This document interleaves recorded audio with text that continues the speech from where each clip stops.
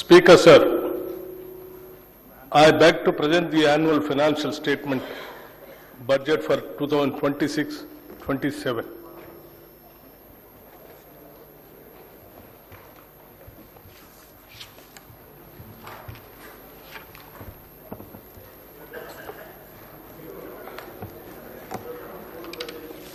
గౌరవ అధ్యక్ష, ప్రజల ప్రయోజనాలే పరమావధిగా రాష్ట్ర అభివృద్ధి ధ్యేయంగా సాగుతున్న ఈ ప్రజాప్రభుత్వంలో వరుసగా నాలుగోసారి 2026-27 ఆర్థిక సంవత్సరానికి బడ్జెట్ను ప్రవేశపెట్టే అవకాశం నాకు కల్పించిన తెలంగాణ ప్రజానికానికి, ప్రభుత్వానికి, కాంగ్రెస్ నాయకత్వానికి హృదయపూర్వక కృతజ్ఞతలు తెలుపుకుంటున్నాను.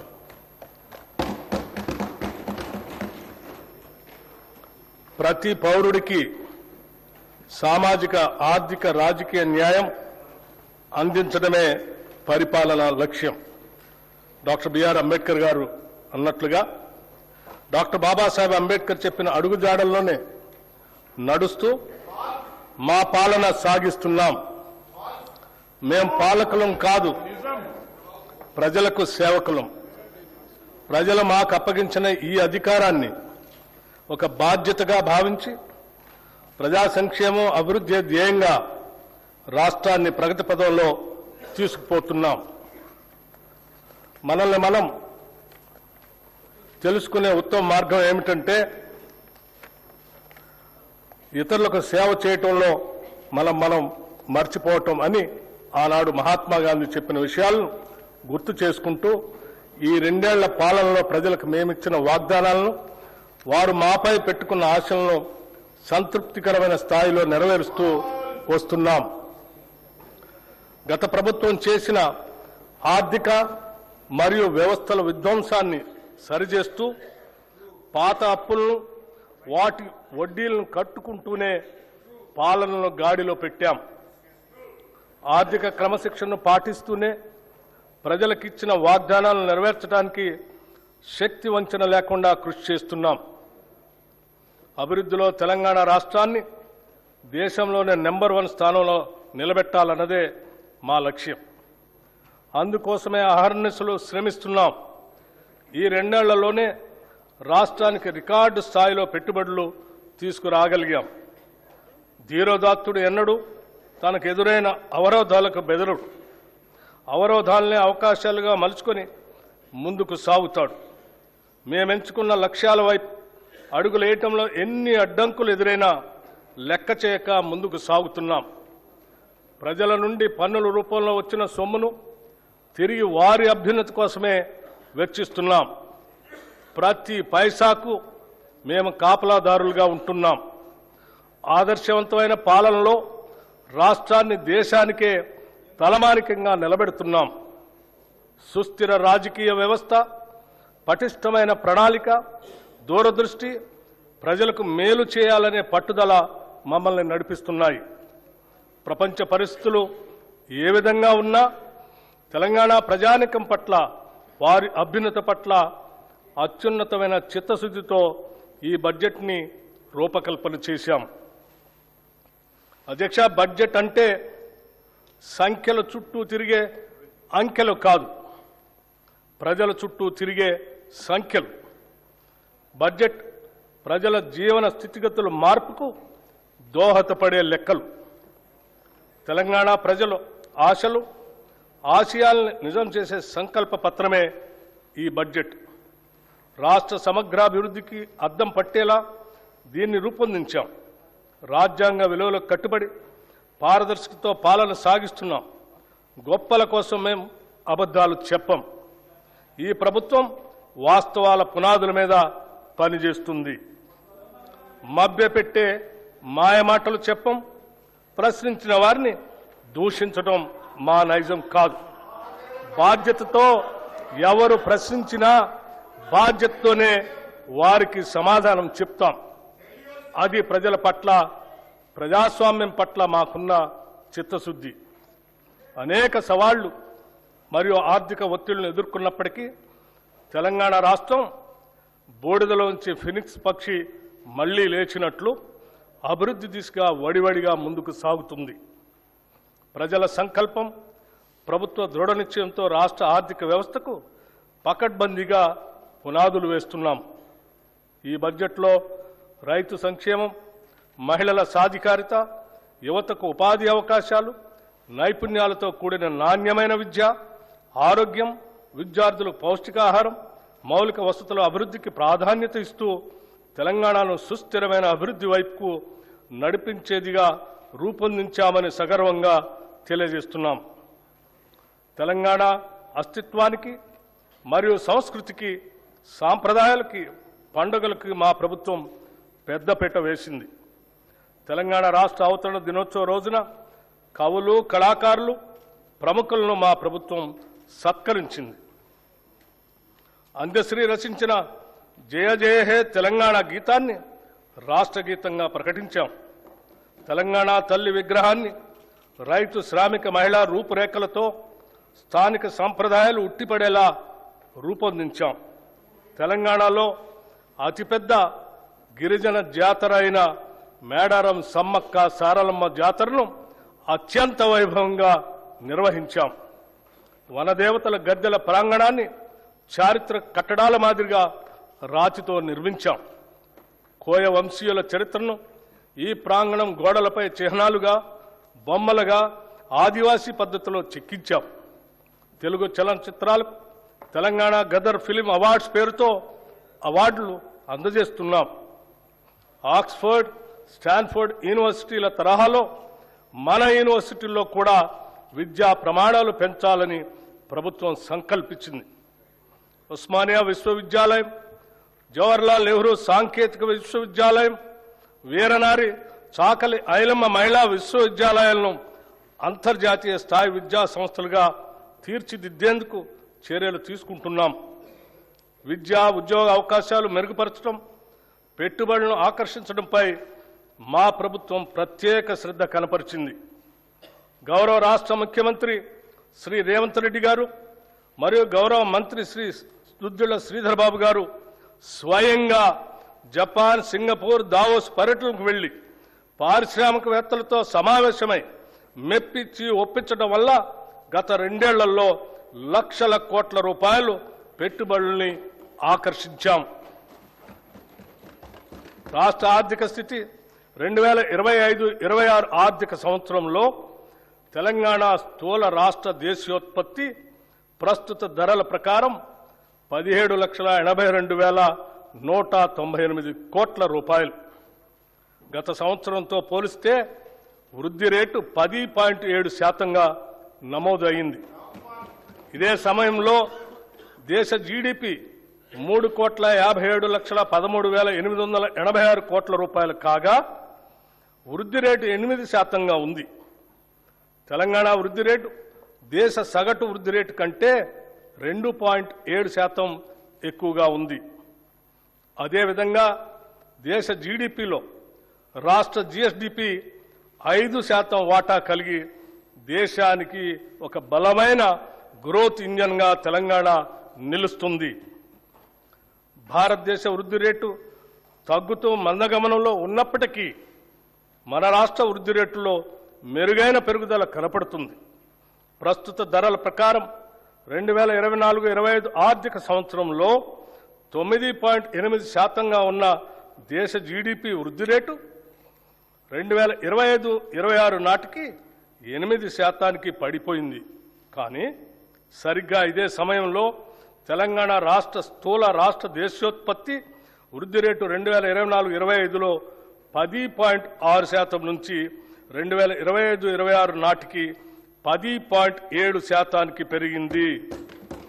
దీని ద్వారా మన ప్రభుత్వం ఆచరిస్తున్న విధానాలు సరైన దిశలో ఉన్నాయని, అవి అభివృద్ధికి తోడ్పడుతున్నాయని అనటానికి నిదర్శనం.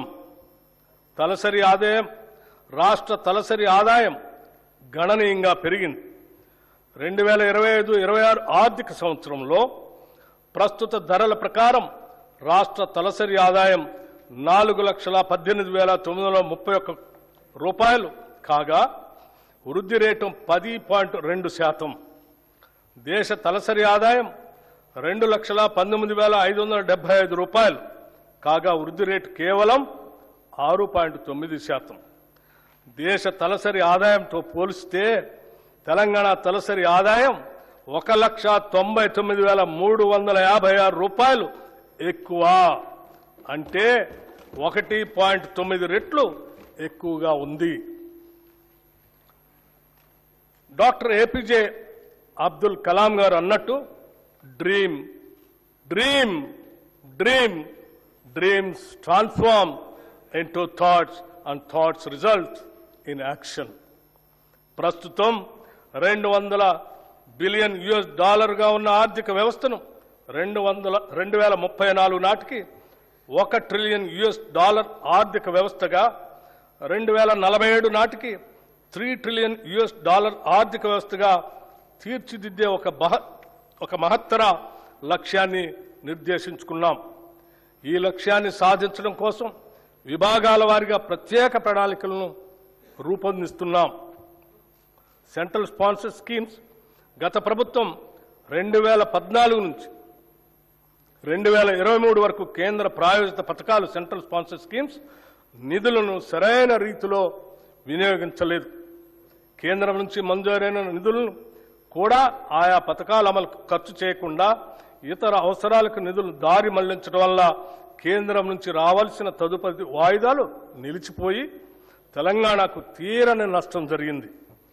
మా ప్రభుత్వం అధికారంలోకి రాగానే ఈ పరిస్థితి వెంటనే గుర్తించి 2014-15 నుండి 2023-24 ఆర్థిక సంవత్సరం వరకు కేంద్ర ప్రాయోజిత పథకాల కింద బకాయి పడ్డ నిధులన్నింటినీ సంబంధిత శాఖలకు సుమారు 3,000 కోట్ల రూపాయలను ఈ ఆర్థిక సంవత్సరంలో విడుదల చేయటం జరిగింది.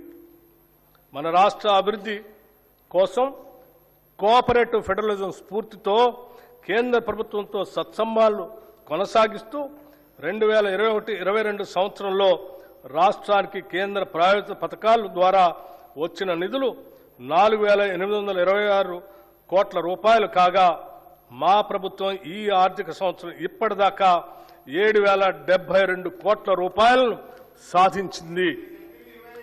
ఇదే వరవడిని కొనసాగిస్తూ మరిన్ని నిధులను సాధించడానికి రాష్ట్ర ప్రభుత్వం చిత్తశుద్ధితో ప్రయత్నిస్తుంది. అధ్యక్ష, రుణ పునర్వ్యవస్థీకరణ ఏ రాష్ట్రానికైనా ఆర్థిక క్రమశిక్షణ అనేది అభివృద్ధికి మూలాధారం. రాబడికి మించి చేసే అప్పులు ఆ ఆర్థిక వ్యవస్థ మనుగడనే ప్రశ్నార్థకం చేస్తాయి.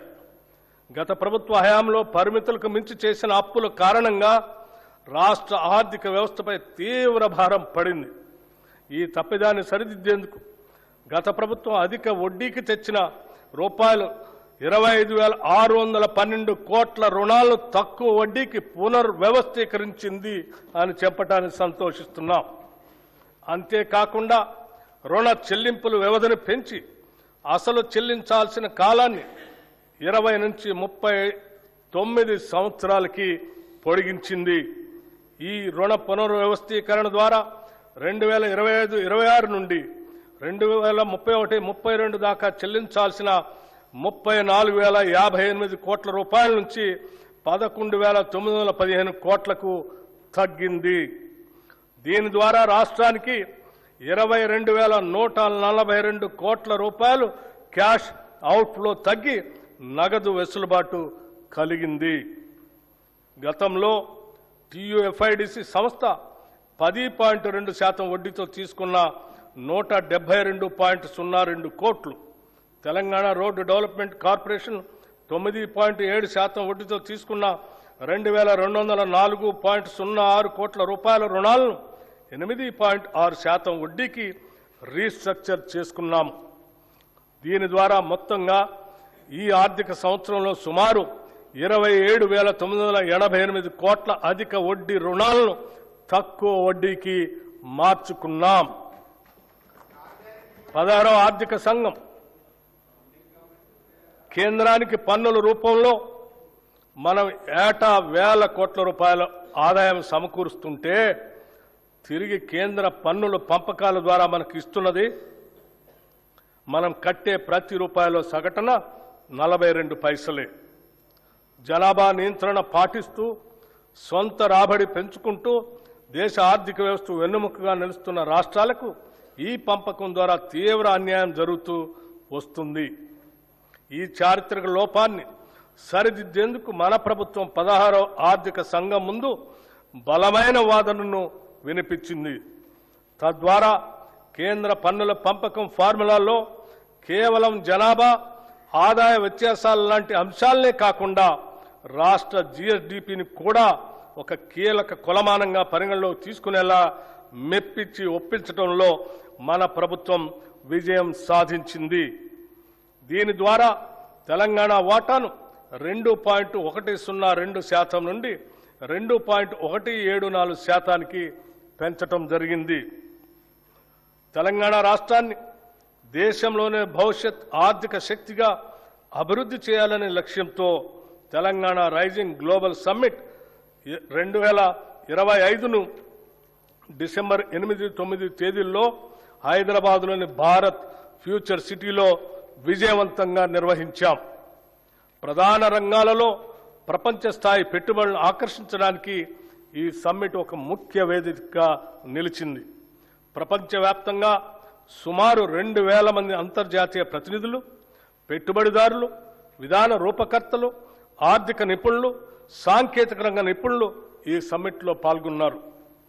ఈ సమ్మిట్లో నోబెల్ బహుమతి గ్రహీతలు ఆర్థికవేత్త శ్రీ అభిజిత్ బెనర్జీ, సామాజికవేత్త శ్రీ కైలాష్ సత్యార్థి, ఆర్బీఐ మాజీ గవర్నర్లు శ్రీ దువ్వూరి సుబ్బారావు, శ్రీ రఘురామ రాజన్, ఆర్థికవేత్త శ్రీ అరవింద్ సుబ్రహ్మణ్యన్, యునైటెడ్ కింగ్డమ్ మాజీ ప్రధాని Shri Tony Blair, World Economic Forum ప్రతినిధి శ్రీ జెర్మీ జగ్గన్స్ వంటి ప్రముఖులు పాల్గొన్నారు.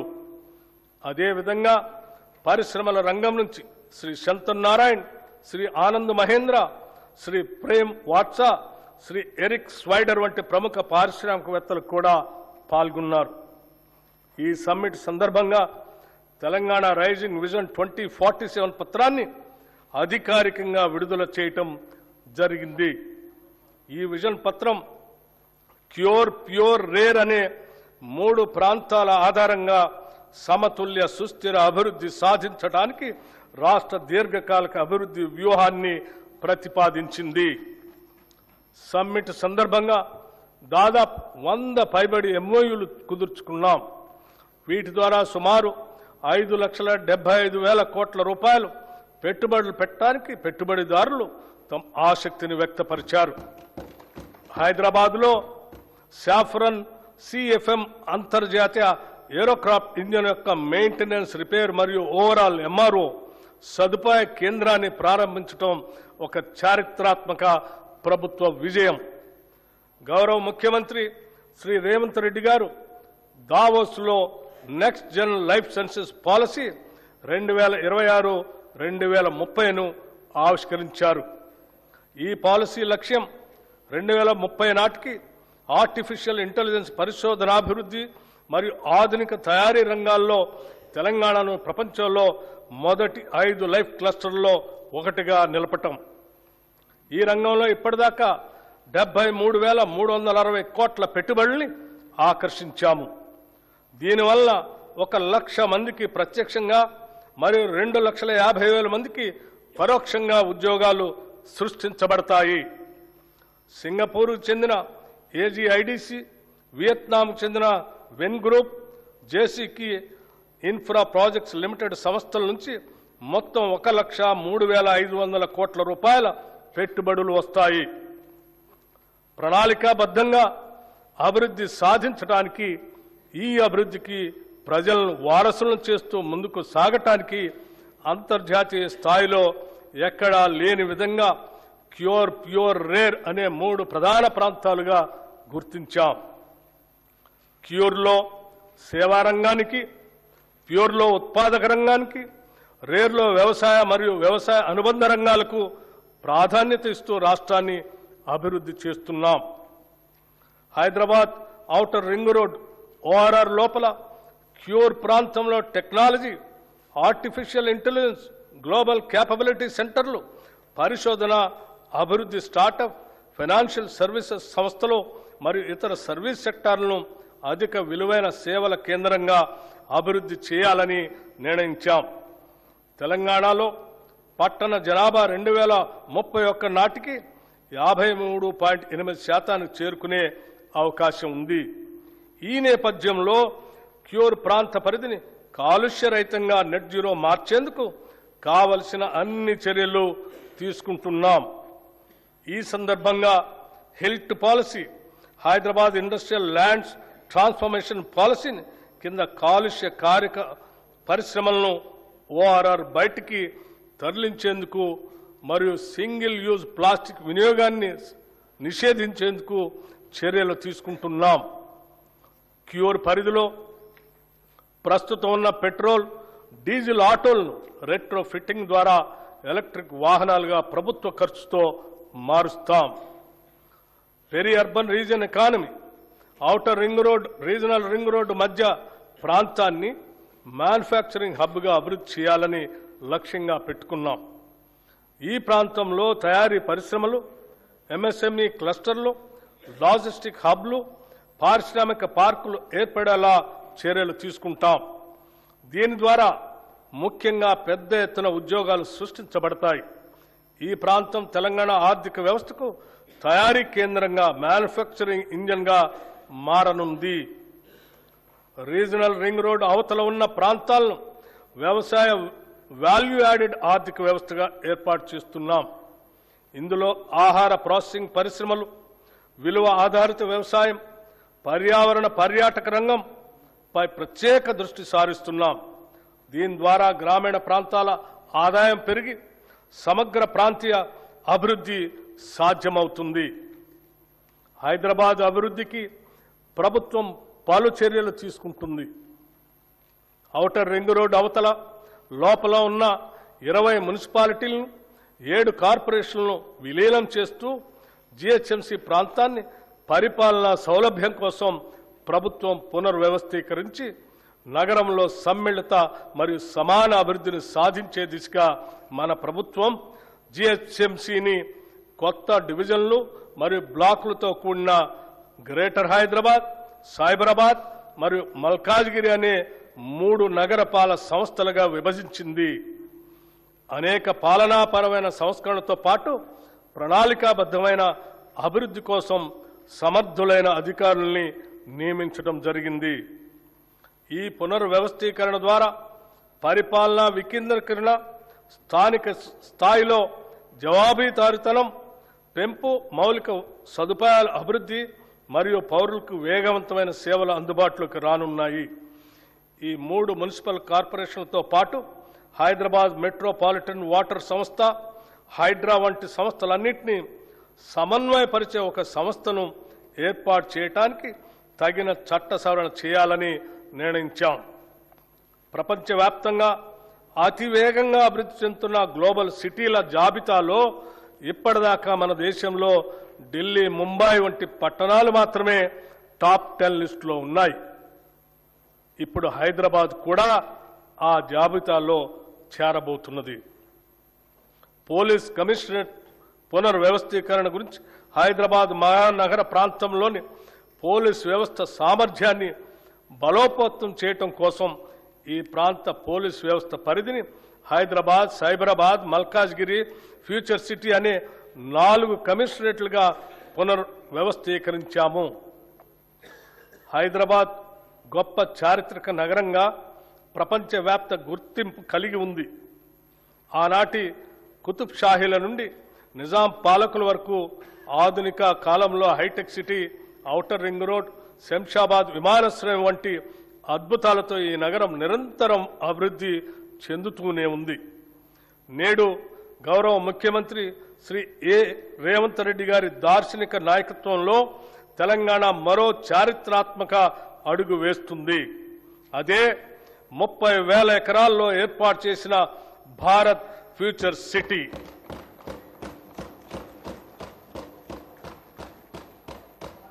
రేడియల్ రోడ్ల నిర్మాణం ఫ్యూచర్ సిటీని నేరుగా ఆంధ్రప్రదేశ్లోని మచిలీపట్నం పోర్టుకి అనుసంధానించే గ్రీన్ఫీల్డ్ జాతీయ రహదారి, భూగర్భ విద్యుత్ వ్యవస్థ, పర్యావరణ అనుకూల స్మార్ట్ గ్రిడ్లతో ఈ నగరం సుస్థిర అభివృద్ధికి నిదర్శనంగా నిలుస్తుంది. అంతర్జాతీయ ప్రమాణాలకు అనుగుణంగా నైపుణ్యం కలిగిన శ్రామిక శక్తిని తయారు చేయడం కోసం ఇక్కడ స్కిల్ యూనివర్సిటీని ఏర్పాటు చేశాం.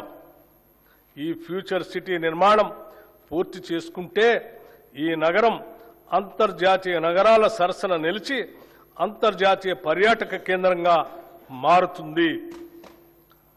తెలంగాణ ఉద్యమ ఆకాంక్షలలో అత్యంత కీలకమైన ఉద్యోగ నియామకాల భర్తీకి ప్రజాప్రభుత్వం అత్యంత ప్రాధాన్యతనిచ్చింది. గత ప్రభుత్వం నిరుద్యోగుల జీవితాలతో చెలగాటం ఆడింది. టీజీపీఎస్సీ ద్వారా నిర్వహించే అత్యున్నతమైన గ్రూప్ 1, గ్రూప్ 2 పరీక్షలను సమర్థవంతంగా నిర్వహించలేక పరీక్షా పత్రాలు లీక్ కావడంతో రాజ్యాంగబద్ధ సంస్థ అయిన టీజీపీఎస్సీ నవ్వుల పాలైంది. గత ప్రభుత్వ నిర్లక్ష్యానికి ఎందరో నిరుద్యోగులు ప్రాణాలు కోల్పోయారు. ఈ ప్రభుత్వం అధికారంలోకి రాగానే యూపీఎస్సీ స్థాయిలో టీజీపీఎస్సీని పునర్వ్యవస్థీకరించి నిరుద్యోగుల ఆకాంక్షలను గుర్తించి ఇప్పటి వరకు 67,763 మంది నిరుద్యోగులకు నియామక పత్రాల్ని అందించడం జరిగింది. తెలంగాణ రాష్ట్రంలోని బడుగు బలహీన వర్గాలకు అండగా నిలిచేందుకు వీలుగా రాష్ట్రంలో సివిల్ సాధించే లక్ష్యంతో పోటీ పరీక్షలకు సన్నద్ధం అవుతున్న విద్యార్థులకు అండగా నిలిచేందుకు రాజీవ్ సివిల్స్ అభయహస్తం పథకాన్ని ప్రభుత్వం అమలు చేస్తుంది. ఈ పథకం ద్వారా ఈ సంవత్సరం ప్రభుత్వ రంగ సంస్థ అయిన సింగరేణి సంస్థ సిఎస్ఆర్ నిధుల ద్వారా సివిల్స్ మెయిన్ పరీక్షలకు హాజరైన 202 మంది అభ్యర్థులకు ₹1,00,000 చొప్పున ఆర్థిక సహాయం అందించింది. ఈ సహాయం అందుకున్న అభ్యర్థుల్లో 51 మంది ఇంటర్వ్యూలకు సెలెక్ట్ అయ్యారు. వారికి అదనంగా ₹1,00,000 ఆర్థిక సహాయాన్ని అందించాం. వారిలో 20 మంది యూపీఎస్సీ సివిల్ సర్వీసెస్ ఫలితాల్లో మంచి ర్యాంకులు సాధించి తెలంగాణ రాష్ట్ర యువత తమ సత్తాను చాటి చెప్పారు. తెలంగాణ రాష్ట్రంలో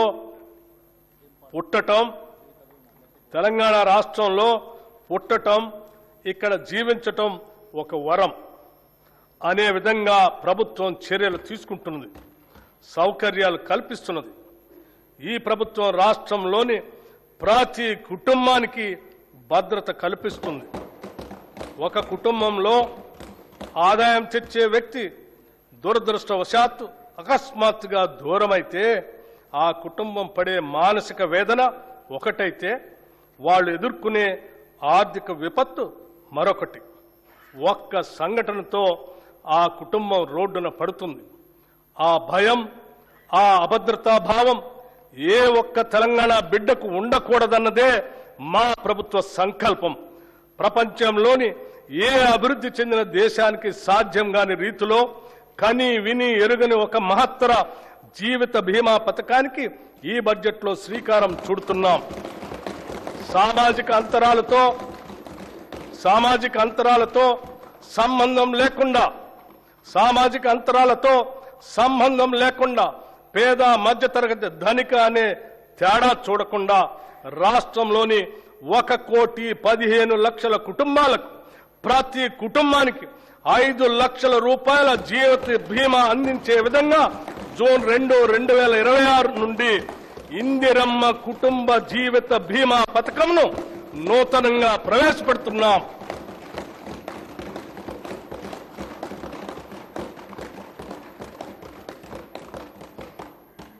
ప్రజల సమస్యలను త్వరితగతిన పరిష్కరించేందుకు, పరిపాలనలో పారదర్శకత, బాధ్యతను పెంపొందించేందుకు ఏర్పాటు చేసిన ప్రజావాణి కార్యక్రమం విజయవంతంగా కొనసాగుతుంది.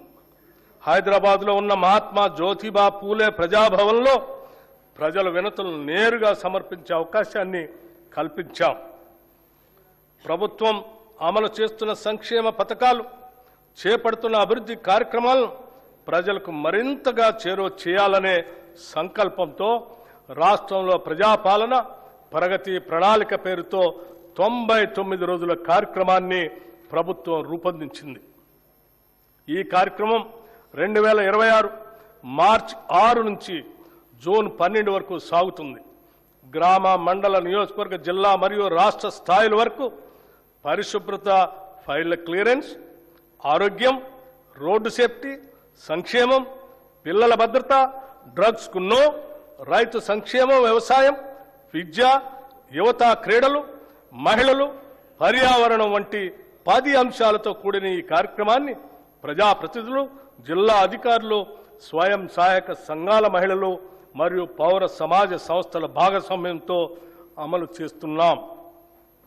గత ప్రభుత్వం అట్టహాసంగా తెచ్చిన ధరణితో రైతులు అలివికాని కష్టాలు ఎదుర్కొన్నారు. ఈ భూ సమస్యలకు శాశ్వత పరిష్కారం కోసం ప్రభుత్వం తెలంగాణ భూభారతి చట్టం 2025ను అమలు చేసింది. ఈ చట్టం ద్వారా ప్రత్యేకమైన భూమి గుర్తింపు వ్యవస్థతో పాటు ఆర్టిఫిషియల్ ఇంటెలిజెన్స్ ఆధారిత భూమిత్ర చాట్ బాట్ను కూడా ప్రవేశపెట్టింది.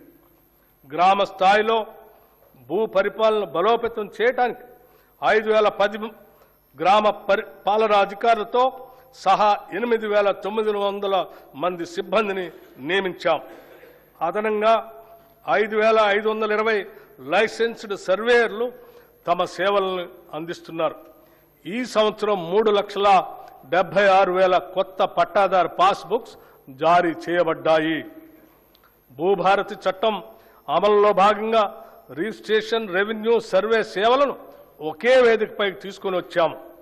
దీంతో రైతుల సమస్యలకు త్వరిత పరిష్కారం అందించే అవకాశం కలిగింది. పార్లమెంట్, అసెంబ్లీ, నియోజకవర్గాల పునర్విభజన, పంచాయతీలు, పట్టణ స్థానిక సంస్థల ఏర్పాట్లు, రిజర్వేషన్ల అమలు వంటి ప్రజాస్వామ్య ప్రక్రియలకు మూలాధారమైన జనగణనను డిజిటల్ విధానంలో నిర్వహించేందుకు ఏర్పాట్లు ముమ్మరంగా సాగుతున్నాయి. తెలంగాణ రాష్ట్రం ఏర్పడిన తర్వాత జరుగుతున్న మొట్టమొదటి జనగణన ఇది. దీనిలో స్వీయ నమోదు, సెల్ఫ్ ఎన్యూమరేషన్ విధానం, కులగణన అంశం ఉన్నాయి. మొదటి దశ జనగణన 2026 మే 11 నుండి జూన్ 9 వరకు నిర్వహించబడుతుంది. సెల్ఫ్ ఎన్యూమరేషన్ ప్రక్రియ 2026 ఏప్రిల్ 26 నుండి మే 10 వరకు కొనసాగుతుంది. రెండవ దశ దేశవ్యాప్తంగా 2027 ఫిబ్రవరి 9 నుండి ఫిబ్రవరి 28 వరకు నిర్వహిస్తారు. తదుపరి మార్చి 1, 2027 తేదీని రిఫరెన్స్ డేట్గా తీసుకుంటారు. ప్రజల ఆకాంక్షలను దృష్టిలో ఉంచుకొని ఈ ప్రజా ప్రభుత్వం అభయహస్తం పేరుతో ప్రజాహిత పథకాలను అమలు పరుస్తుంది. కనీస సదుపాయాలు కూడా లేని వారికి ఉపయోగపడే విధంగా మహాలక్ష్మి, గృహజ్యోతి, ఇందిరమ్మ ఇళ్లు, మహిళా శక్తి మిషన్ వంటి పథకాలు పేదల జీవితాల్లో వెలుగులు నింపుతున్నాయి.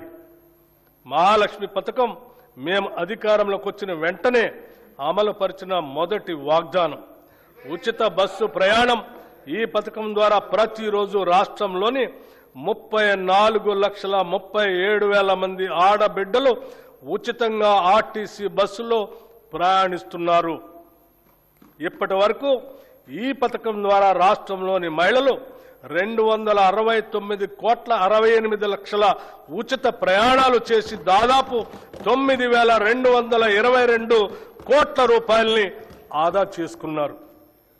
500కే గ్యాస్ సిలిండర్. వంట గ్యాస్ సిలిండర్ భారం నుంచి మహిళలను ఉపశమనం కల్పించేందుకు 500 రూపాయలకే గ్యాస్ సిలిండర్ను అందించే పథకాన్ని ప్రభుత్వం ప్రారంభించింది. ఈ పథకం కింద రాష్ట్రంలో 42,90,000 కుటుంబాలకి లబ్ధి చేకూరింది. ఈ పథకం ద్వారా సుమారు 752 కోట్ల రూపాయలు మహిళలకు ఆదా అయింది.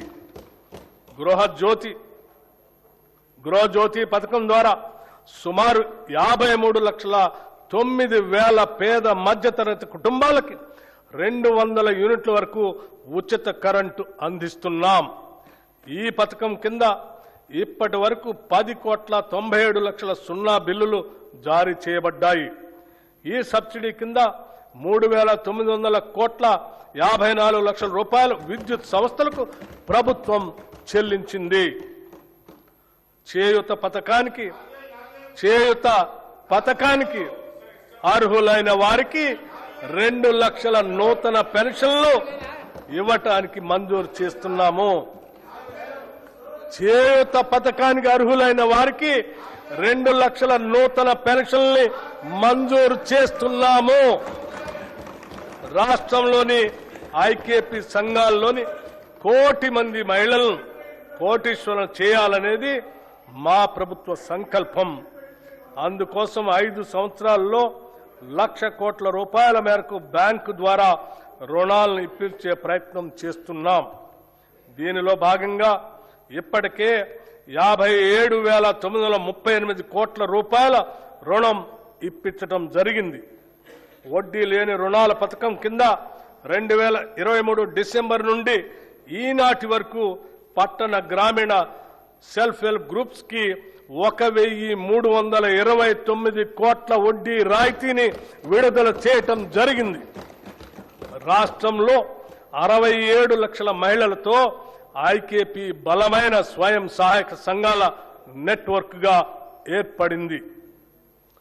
మహిళా సంఘాలతో శిల్పారామంలో 106 స్టాళ్లతో ఇందిరా మహిళా శక్తి బజార్ ఏర్పాటు చేశాం. ఈ సముదాయం యొక్క ఉత్పత్తులు 7,68,00,000కి చేరాయి. సెల్ఫ్ హెల్ప్ గ్రూప్స్ ద్వారా 600 బస్సులను కొనుగోలు చేసి టీజీఎస్ఆర్టీసీకి అద్దెకి ఇవ్వటానికి ప్రభుత్వం నిర్ణయించి మొదటి దశలో 177,84,00,000 రూపాయలతో 494 బస్సుల్ని కొనుగోలు చేసింది. నారాయణపేట మరియు సంగారెడ్డిలో 2 పెట్రోల్ బంకులు ఏర్పాటు చేశాం. 28 పెట్రోల్ బంకుల ఏర్పాటు పురోగతిలో ఉన్నాయి. మహిళా సాధికారితను మరింత బలోపేతం చేయడానికి ఇప్పటికే ఉన్న 10 జిల్లాలకు అదనంగా 22 జిల్లాల్లో ఇందిరా మహిళా శక్తి భవనాలు ఏర్పాటు చేస్తున్నాము. మారుమూల ప్రాంతాల్లో ఉన్న షెడ్యూల్డ్ తెగల వారికి 12,600 కోట్ల రూపాయల బడ్జెట్తో ఇందిరా సవర గిరి జల వికాసం పథకం ద్వారా 100% సబ్సిడీతో సోలార్ పంప్ సెట్లు అందించి వారి పురోగతికి ఇదోతికంగా తోడ్పడతాం. 6 లక్షల ఎకరాల పోడు భూముల్లో అటవీ ఉత్పత్తులకు సంబంధించిన తోటల పెంపకాన్ని ప్రోత్సహించి 2,10,000 గిరిజన రైతులకు ఈ సౌకర్యం అందిస్తాము. ఈ పథకాన్ని ఇప్పటికే అచ్చంపేటలో పైలట్ ప్రాజెక్టుగా ప్రారంభించాము. దీని విధి విధానాలు అధ్యయనం చేసి రాష్ట్ర వ్యాప్తంగా అమలు చేస్తాం. దేశానికి అన్నం పెడుతున్న రైతు సంక్షేమమే ప్రథమ ప్రాధాన్యతగా మేము భావిస్తున్నాం. రైతులకు ప్రభుత్వం ఇస్తున్న ప్రోత్సాహంతో వ్యవసాయ దిగుబడుల్లో తెలంగాణ రాష్ట్రం దేశంలోనే మొదటి స్థానంలో నిలిచింది. రైతులకు పెట్టుబడి సహాయం కోసం రైతు భరోసా పథకం ద్వారా ప్రతి సీజన్కు ఎకరాకి 6,000 చొప్పున 2 పంటలకు కలిపి సంవత్సరానికి 12,000 రూపాయలు సహాయం అందిస్తున్నాం. రైతులకు మద్దతు ధరనివ్వటం కోసం వారికి ప్రోత్సాహకంగా సన్న వడ్లకు క్వింటాకు 500 రూపాయల చొప్పున అందజేస్తూ ప్రభుత్వం వారికి అండగా నిలుస్తుంది. దీని ద్వారా ప్రతి ఎకరానికి రైతుకు సగటున దాదాపు 25 క్వింటాళ్లు దిగుబడి వస్తుందని పరిగణిస్తే ఒక్క సీజన్కు ఎకరానికి రైతుకు సుమారు 12,500 రూపాయలు ఆదాయం వస్తుంది. దీనివలన రైతుకు సంవత్సరానికి 2 పంటలకు కలిపి 25,000 రూపాయలు అధిక ఆదాయం ఎకరానికి లభిస్తుంది. 2024-25 సంవత్సరంలో 284,16,000 మెట్రిక్ టన్నుల వరి 1,27,00,000 ఎకరాల్లో పండింది. ఫిలిప్పైన్స్ కు 22,750 మెట్రిక్ టన్నుల బియ్యం తెలంగాణ నుంచి ఎగుమతి చేయటం జరిగింది. దీని ద్వారా మన బియ్యానికి డిమాండ్ పెరిగి రైతాంగానికి మరింతగా మద్దతు ధర లభించింది. రాష్ట్రంలో ఉద్యాన పంటల విస్తీర్ణం సుమారు 13 లక్షల ఎకరాలుగా ఉంది. మామిడి, సీతాఫలం, మిరప, పసుపు, నారింజ వంటి పంటల అభివృద్ధికి మా ప్రభుత్వం ప్రాధాన్యత ఇస్తుంది. 79,287 మంది రైతులు 2,90,466 ఎకరాల్లో ఆయిల్ పామ్ పంటను సాగు చేస్తున్నారు. ఈ పంటను మరో 68,000 ఎకరాల్లో విస్తరించేందుకు ప్రణాళిక రూపొందించాం. మైక్రో ఇరిగేషన్ పద్ధతులను 2,34,000 ఎకరాల్లో అమలు చేయాలని నిర్ణయించాం. ఈ బడ్జెట్లో వ్యవసాయం రైతు సంక్షేమానికి 23,179 కోట్ల రూపాయలు ప్రతిపాదిస్తున్నాం. రాష్ట్రంలోని 3,38,00,000 లబ్ధిదారులకి పబ్లిక్ డిస్ట్రిబ్యూషన్ సిస్టమ్ కింద అన్ని రేషన్ షాపుల ద్వారా 6 కిలోల సన్నబియ్యం అందించబడుతుంది. దీని ద్వారా ఆహార భద్రత కల్పించడంతో పాటు ప్రజలకు నాణ్యమైన పౌష్టికాహారాన్ని ప్రభుత్వం అందించగలుగుతుంది. గత ప్రభుత్వం 10 ఏళ్లు రేషన్ కార్డులు ఇవ్వకపోవడంతో ఎందరో పేద ప్రజలు సంక్షేమ కార్యక్రమాలకి దూరమయ్యారు. ప్రజాప్రభుత్వం ఏర్పడిన తర్వాత అర్హులైన పేద కుటుంబాలకి 15,12,000 కొత్త రేషన్ కార్డుల్ని జారీ చేశాం. పాత కార్డులో మరో 19,44,000 మంది కొత్త సభ్యుల్ని చేర్చాం. రాష్ట్రంలో ప్రస్తుతం 1,05,07,879 రేషన్ కార్డులు ఉన్నాయి. ఈ బడ్జెట్లో పౌర సరఫరాల శాఖకు 7,366 కోట్ల రూపాయలు ప్రతిపాదిస్తున్నాం. పశు సంవర్ధక మత్స్య రంగాలు 2024-25 సంవత్సరంలో 1,935 కోట్ల 27 లక్షల గుడ్ల ఉత్పత్తితో తెలంగాణ రాష్ట్రం దేశంలో 3వ స్థానాన్ని చేరుకుంది. 11,58,000 టన్నుల మాంసం ఉత్పత్తి చేసి దేశంలో 5వ స్థానానికి చేరుకున్నాం. 2025-26 ఆర్థిక సంవత్సరానికి గాను రాష్ట్ర జీఎస్డీపీకి పశు సంవర్ధక రంగం 1,03,525 కోట్ల రూపాయలు అందించగా మత్స్య రంగం 7,763 కోట్ల రూపాయలను అందించింది. కోహెడలో 47 కోట్ల రూపాయలతో హోల్సేల్ చేపల మార్కెట్ని నిర్మిస్తున్నాము. ఈ బడ్జెట్లో పశు సంవర్ధక మత్స్య శాఖకు 1,529 కోట్ల రూపాయలని ప్రతిపాదిస్తున్నాము. విద్యుత్ అభివృద్ధి, విశ్వసనీయత, భవిష్యత్తు దిశగా తెలంగాణ మన ప్రజాప్రభుత్వం విద్యుత్ రంగాన్ని కేవలం సరఫరా వ్యవస్థగా కాకుండా సామాజిక న్యాయం, ఆర్థిక వృద్ధి మరియు భవిష్యత్ తెలంగాణకు పునాదిగా భావిస్తుంది.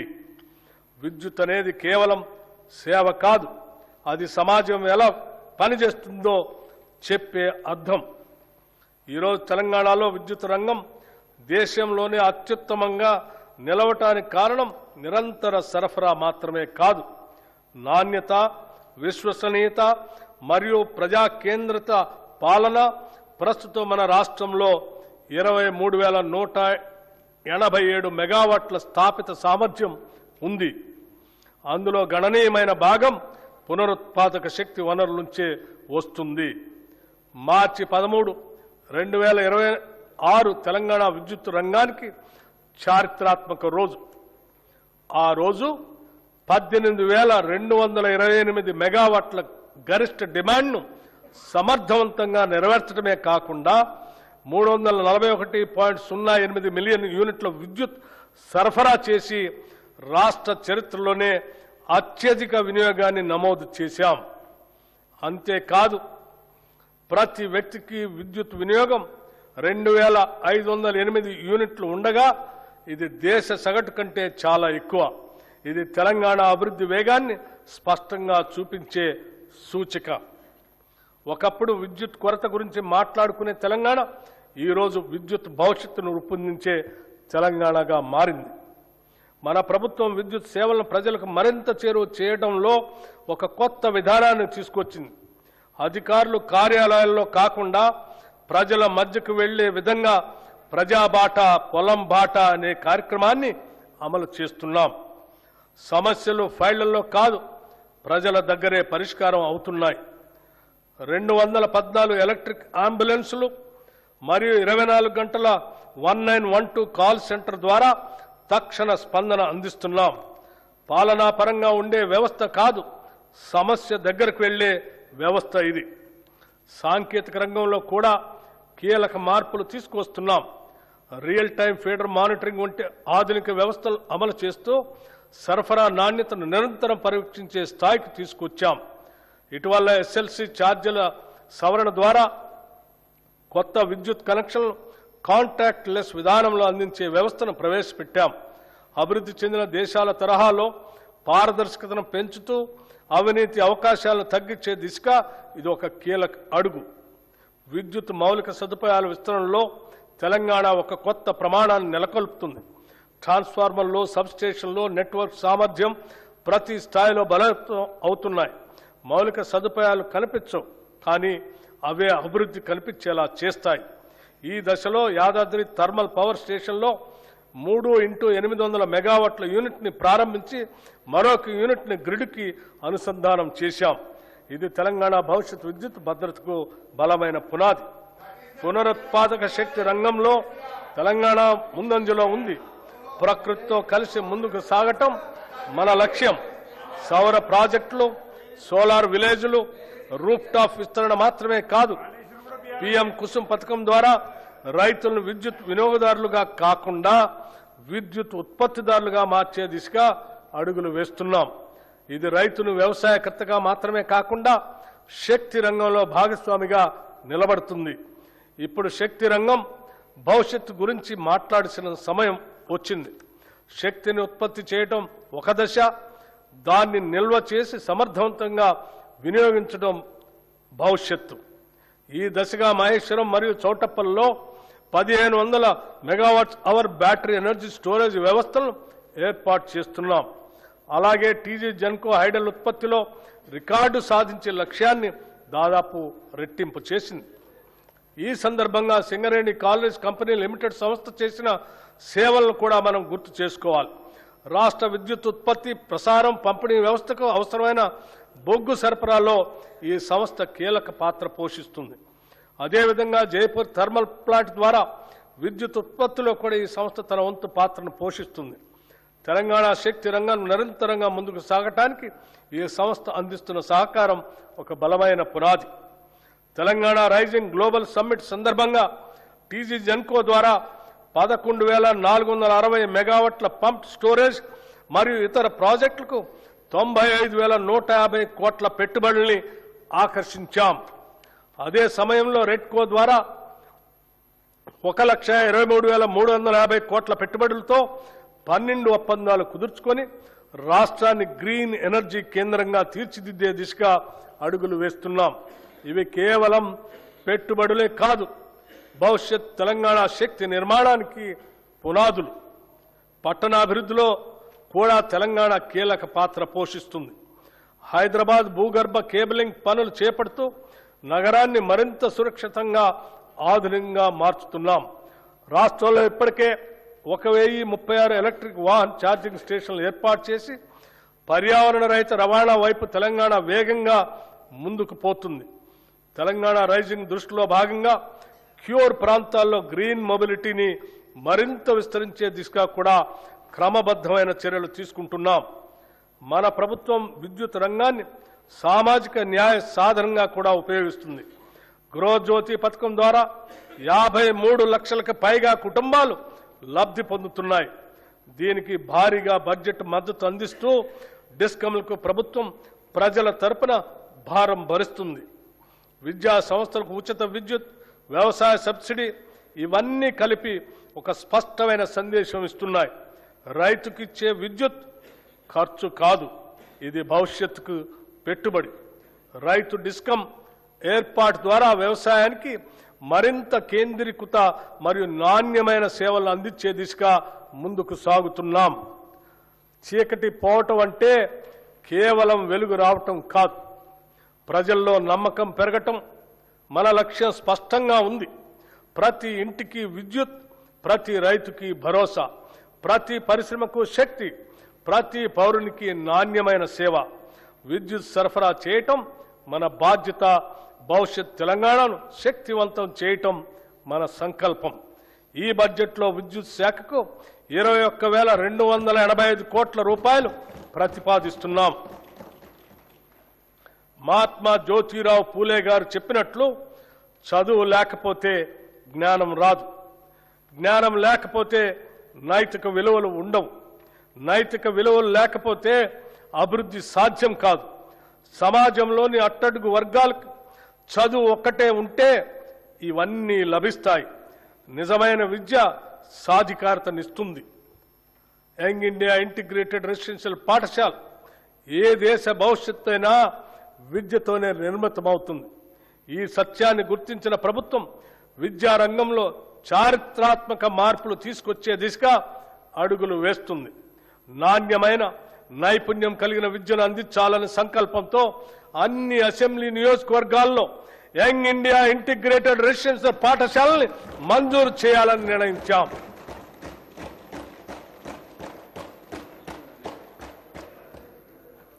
తెలంగాణ సమాజం ఒక ఉమ్మడి వసుదైక కుటుంబంగా SC, ST, BC, minority, OC విద్యార్థులు ఒకే చోట చదువుకునేందుకు వీలుగా అధునాతన వసతులతో 105 యంగ్ ఇండియా ఇంటిగ్రేటెడ్ రెసిడెన్షియల్ పాఠశాలలు నిర్మిస్తున్నాం. ఇప్పటికే 79 స్కూళ్లు మంజూరు చేశాం. 40 చోట్ల నిర్మాణ పనులు వివిధ దశల్లో ప్రారంభమయ్యాయి. ప్రాథమిక విద్యను బలోపేతం చేయడానికి 33 జిల్లాల్లో 1362 ప్రీ ప్రైమరీ విభాగాలను పైలట్ ప్రాజెక్టుగా ప్రారంభించాం. రాబోయే విద్యా సంవత్సరంలో ఈ కార్యక్రమాన్ని 2000 నుండి 2500 ప్రభుత్వ పాఠశాలలకు విస్తరించేందుకు ప్రణాళిక సిద్ధం చేస్తున్నాం. బాలికల విద్యను ప్రోత్సహించేందుకు 2025-26 విద్యా సంవత్సరంలో 93 కస్తూర్బా గాంధీ బాలిక విద్యాలయాలను young India institutes of excellence గా ప్రకటించి 120 కేజీబీవీలను ఇంటర్మీడియట్ స్థాయికి పెంచాం. తెలంగాణ పబ్లిక్ స్కూల్స్ ఎంపిక చేసిన ప్రస్తుత ప్రభుత్వ పాఠశాలను ఆధునిక మౌలిక సదుపాయాలు, శిక్షణ పొందిన ఉపాధ్యాయులు, డిజిటల్ సదుపాయాలు, ప్రత్యేక రవాణా వ్యవస్థలతో అన్ని వనరులతో కూడిన క్యాంపస్ గా అభివృద్ధి చేయాలని ప్రతిపాదించాం. ప్రీ ప్రైమరీ నుండి 12వ తరగతి వరకు 1500 మంది విద్యార్థులకు విద్య అందించబడుతుంది తెలంగాణ పబ్లిక్ స్కూల్స్ లో. అధ్యక్ష, విద్యార్థులకు పౌష్టికాహారం మానవ మనుగడకు అంతిమ లక్ష్యం మేధస్సును పెంపొందించుకోవటమే. ఈ కార్యక్రమాల ద్వారా తెలంగాణ ప్రభుత్వం ప్రతి బిడ్డ, ప్రతి బాలిక, ప్రతి విద్యార్థి కలలకు జీవం పోస్తుంది. తెలంగాణ విద్యార్థులు ఎదిగితే తెలంగాణ రాష్ట్రమే దేదీప్యమానంగా ఎదుగుతుంది. ఈ ఉద్దేశాన్ని సాధించడం కోసం మా ప్రభుత్వం విద్యార్థుల పోషణ, విద్యా ఫలితాలను మెరుగుపరచడానికి వీలుగా 2 నూతన పథకాలు ఈ బడ్జెట్లో ప్రవేశపెడుతున్నాం. విద్యార్థులకి బ్రేక్ఫాస్ట్ పథకం 2026-27 విద్యా సంవత్సరం నుంచి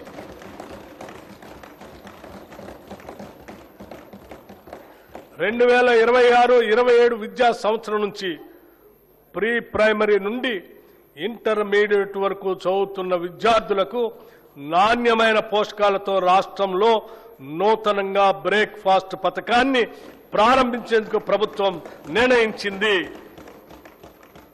ఈ బ్రేక్ఫాస్ట్ లో ప్రతి విద్యార్థికి వారానికి అల్పాహారంతో పాటు 3 రోజులు పాలు మరియు మిగతా 3 రోజులు రాగి జావా అందిస్తాము.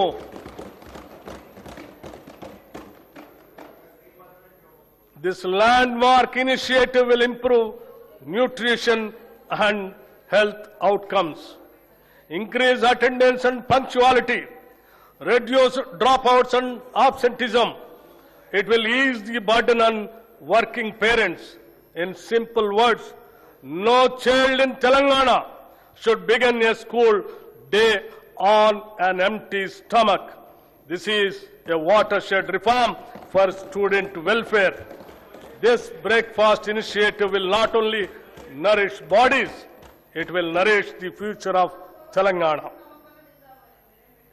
ఇంటర్మీడియట్ విద్యార్థులకు మధ్యాహ్న భోజన పథకం ఈ రోజు నేను ప్రకటించబోయే మరో అత్యంత ముఖ్యమైన సంస్కరణ. ప్రభుత్వ జూనియర్ కళాశాలల్లో ఇంటర్మీడియట్ అభ్యసిస్తున్న మన విద్యార్థులకు కూడా ఇకపై నూతనంగా మధ్యాహ్న భోజన పథకాన్ని విస్తరిస్తున్నాం.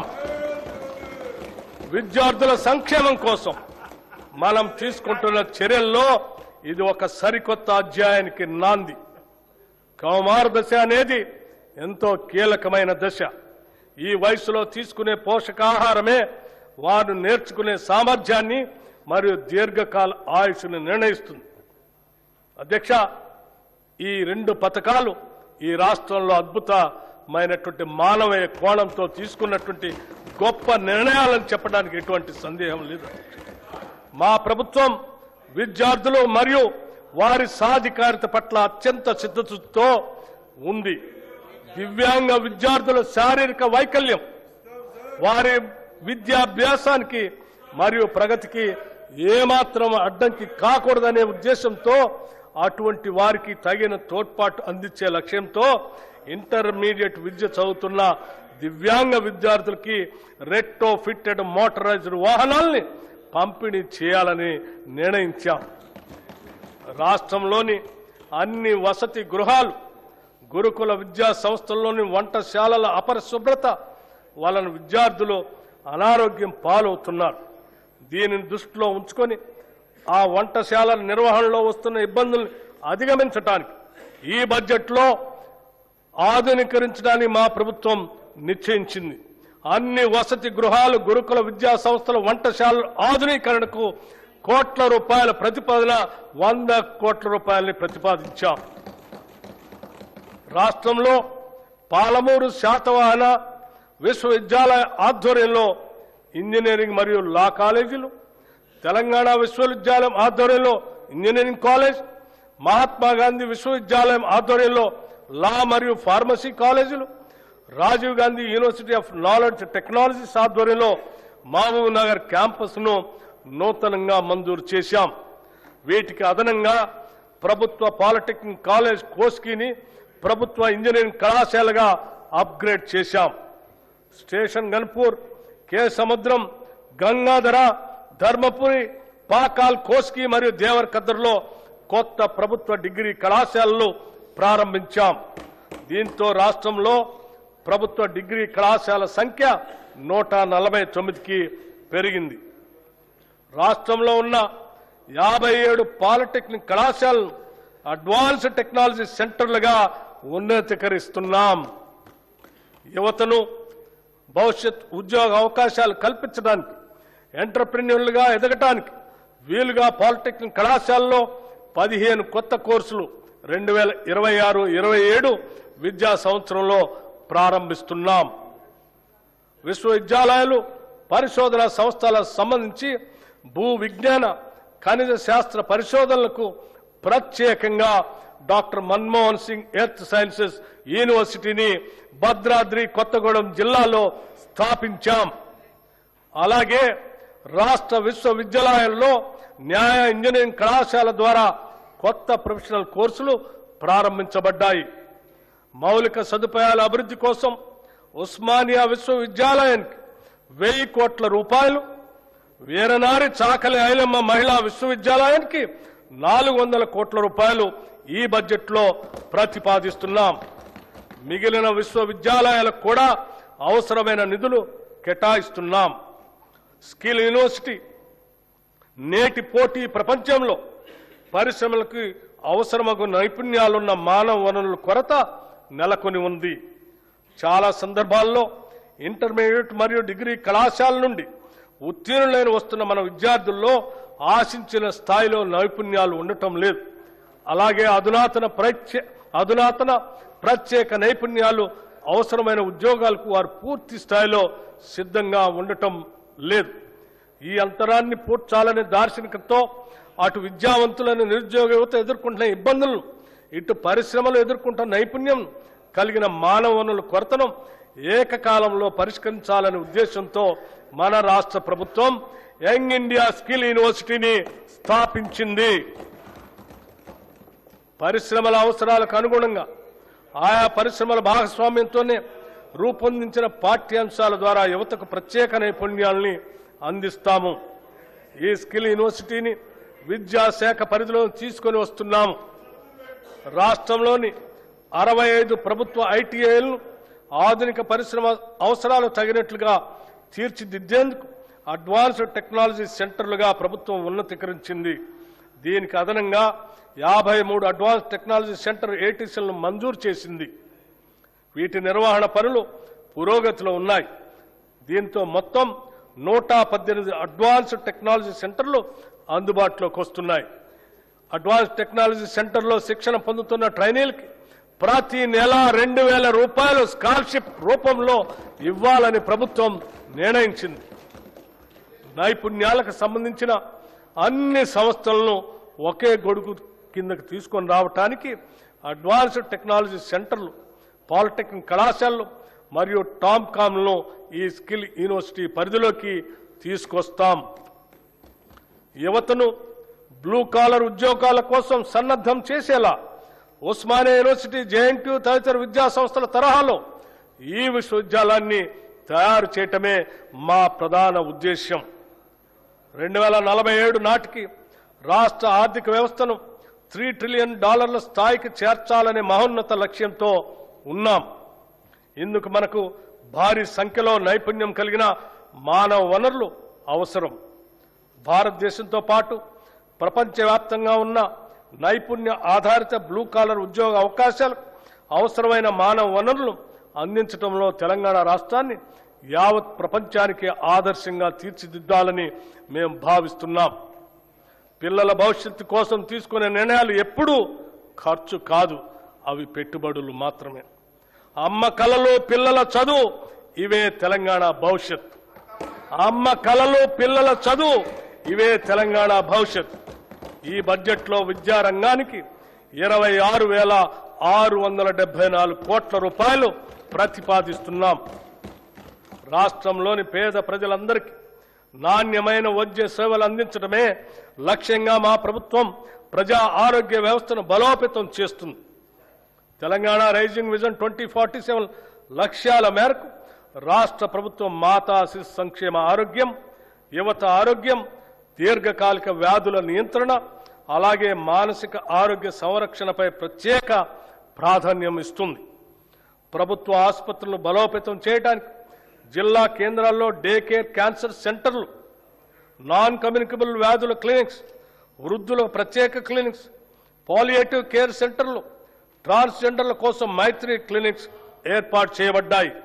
ఇంతకాలం గ్రాంటిన్ ఎయిడ్స్ సంస్థగా ఉన్న 12,720 బెడ్స్ సామర్థ్యం కల తెలంగాణ వైద్య విధాన పరిషత్తును పూర్తి స్థాయి ప్రభుత్వ సెకండరీ హెల్త్ కేర్ విభాగంగా చేస్తున్నాం. దేశంలో ఎక్కడా లేని విధంగా కేవలం అభివృద్ధి చెందిన దేశాలు మాత్రమే లభించే ప్రజల హెల్త్ ప్రొఫైల్ని రాష్ట్రంలోని ప్రజలందరికీ అమలు పరుస్తున్నాం. మానవ వనరుల సంక్షేమంలో భాగంగా రాష్ట్రంలోని ప్రజలందరి ఆరోగ్య రక్షణ అత్యంత ప్రధానమైంది. అందుకోసం ప్రజలందరి హెల్త్ ప్రొఫైల్ని సిద్ధం చేసి వారికి డిజిటల్ హెల్త్ కార్డులు అందజేస్తాం. వీటి నిర్వహణలో అత్యంత గోప్యతని పాటిస్తాం. నూతన వైద్య కళాశాలలు మరియు సంస్థలు గత ప్రభుత్వం కేవలం పేపర్ల మీదే మెడికల్, నర్సింగ్, ఇతర కళాశాలను చూపించి ప్రజల్లో ఒక భ్రమను కలిగింపజేసింది. కానీ మేము వాటిని వాస్తవ రూపంలో తీసుకొచ్చి వాటి నిర్మాణ పనులను ప్రారంభించాం. ప్రభుత్వ ఆసుపత్రుల్లో మౌలిక సదుపాయాల కల్పనపై మా ప్రభుత్వం ప్రత్యేక దృష్టి సారించింది. 2023 డిసెంబర్ నాటికి ప్రభుత్వ ఆసుపత్రుల్లో 30,377 పడకలు అందుబాటులో ఉండగా కొత్తగా ప్రారంభించిన 9 ప్రభుత్వ వైద్య కళాశాల ద్వారా మరో 1,980 టెరిషరీ కేర్ పడకలు అందుబాటులోకి వచ్చాయి. దీనికి అదనంగా మా ప్రభుత్వం ఏర్పడిన తర్వాత 2024 సంవత్సరంలో 4,540 కొత్త బెడ్స్ అందుబాటులోకి వచ్చాయి. 2026 చివరి నాటికి సనత్ నగర్, ఎల్బీ నగర్, అల్వాల్లోని టిమ్స్ ఆసుపత్రులతో పాటు నిమ్స్ విస్తరణ, వరంగల్ మల్టీ సూపర్ స్పెషాలిటీ ఆసుపత్రితో కలిపి మరో 6,582 టెరిషరీ కేర్ పడకల్ని అందుబాటులోకి తీసుకొని వస్తాం. ఇవి కాక సెకండరీ కేర్ ఆసుపత్రుల్లో 12,720 పడకలు ఉన్నాయి. దీంతో రాష్ట్ర ప్రభుత్వ ఆసుపత్రుల్లో మొత్తం టెరిషరీ కేర్ పడకల సంఖ్య 44,029కి చేరుకుంటుంది. భారత ప్రజా ఆరోగ్య ప్రమాణాల ప్రకారం ప్రతి 1000 మందికి ఒక పడక ఉండాలన్న నిబంధనను మనం గణనీయంగా అధిగమించడం మనందరికీ గర్వకారణం. నూతనంగా 17 మెడికల్ కాలేజీల నిర్మాణాలు చేపడుతున్నాం. మెడికల్ విద్యను విస్తరించేందుకు కొత్తగా 9 ప్రభుత్వ medical college, 16 nursing college, 28 paramedical కాలేజీలు ప్రారంభించబడ్డాయి. చికిత్స ఆధారిత వ్యవస్థ నుంచి నిరోధక వైద్య సేవల వైపు మార్పును తీసుకొని వస్తున్నాం. ఈ బడ్జెట్లో వైద్య మరియు ఆరోగ్య శాఖకి 13,679 కోట్ల రూపాయలు ప్రతిపాదిస్తున్నాం. ఉద్యోగులు, ఉపాధ్యాయులు, పెన్షనర్ల సంక్షేమం. కొన్ని దశాబ్దాల నుంచి ప్రభుత్వ ఉద్యోగులు మరియు పెన్షనర్లు ఎదురు చూస్తున్నటువంటి నగదు రహిత ఆరోగ్య భద్రతా పథకాన్ని ప్రారంభిస్తున్నాం.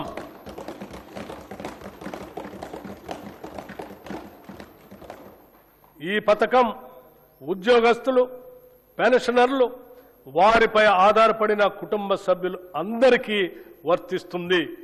ఇది ప్రభుత్వ ఉద్యోగస్తులకి, పెన్షనర్లకి ఈ ప్రభుత్వం కల్పిస్తున్న భద్రత మరియు భరోసా. ఈ నగదు రహిత ఆరోగ్య భద్రత పథకాన్ని రాజీవ్ ఆరోగ్యశ్రీ ట్రస్ట్ ద్వారా అమలు చేస్తాం. ప్రభుత్వ ఆసుపత్రులతో పాటు 421 ఎంపానెల్ ప్రైవేట్ ఆసుపత్రుల్లో 1,998 వ్యాధులకు ఈ పథకం ద్వారా చికిత్సను పొందవచ్చు. ప్రతి ఉద్యోగికి డిజిటల్ హెల్త్ కార్డు అందిస్తాం.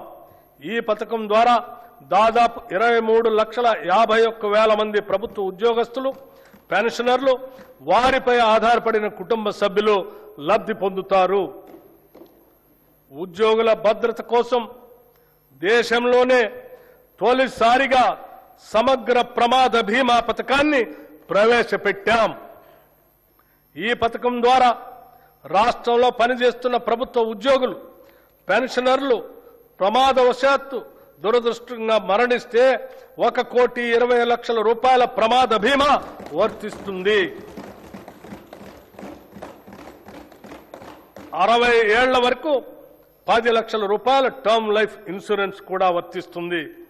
విమాన ప్రమాదంలో మరణిస్తే అదనంగా 2 కోట్ల రూపాయలు అదనపు కవరేజ్ లభించే విధంగా ఈ పథకాన్ని రూపకల్పన చేశాం.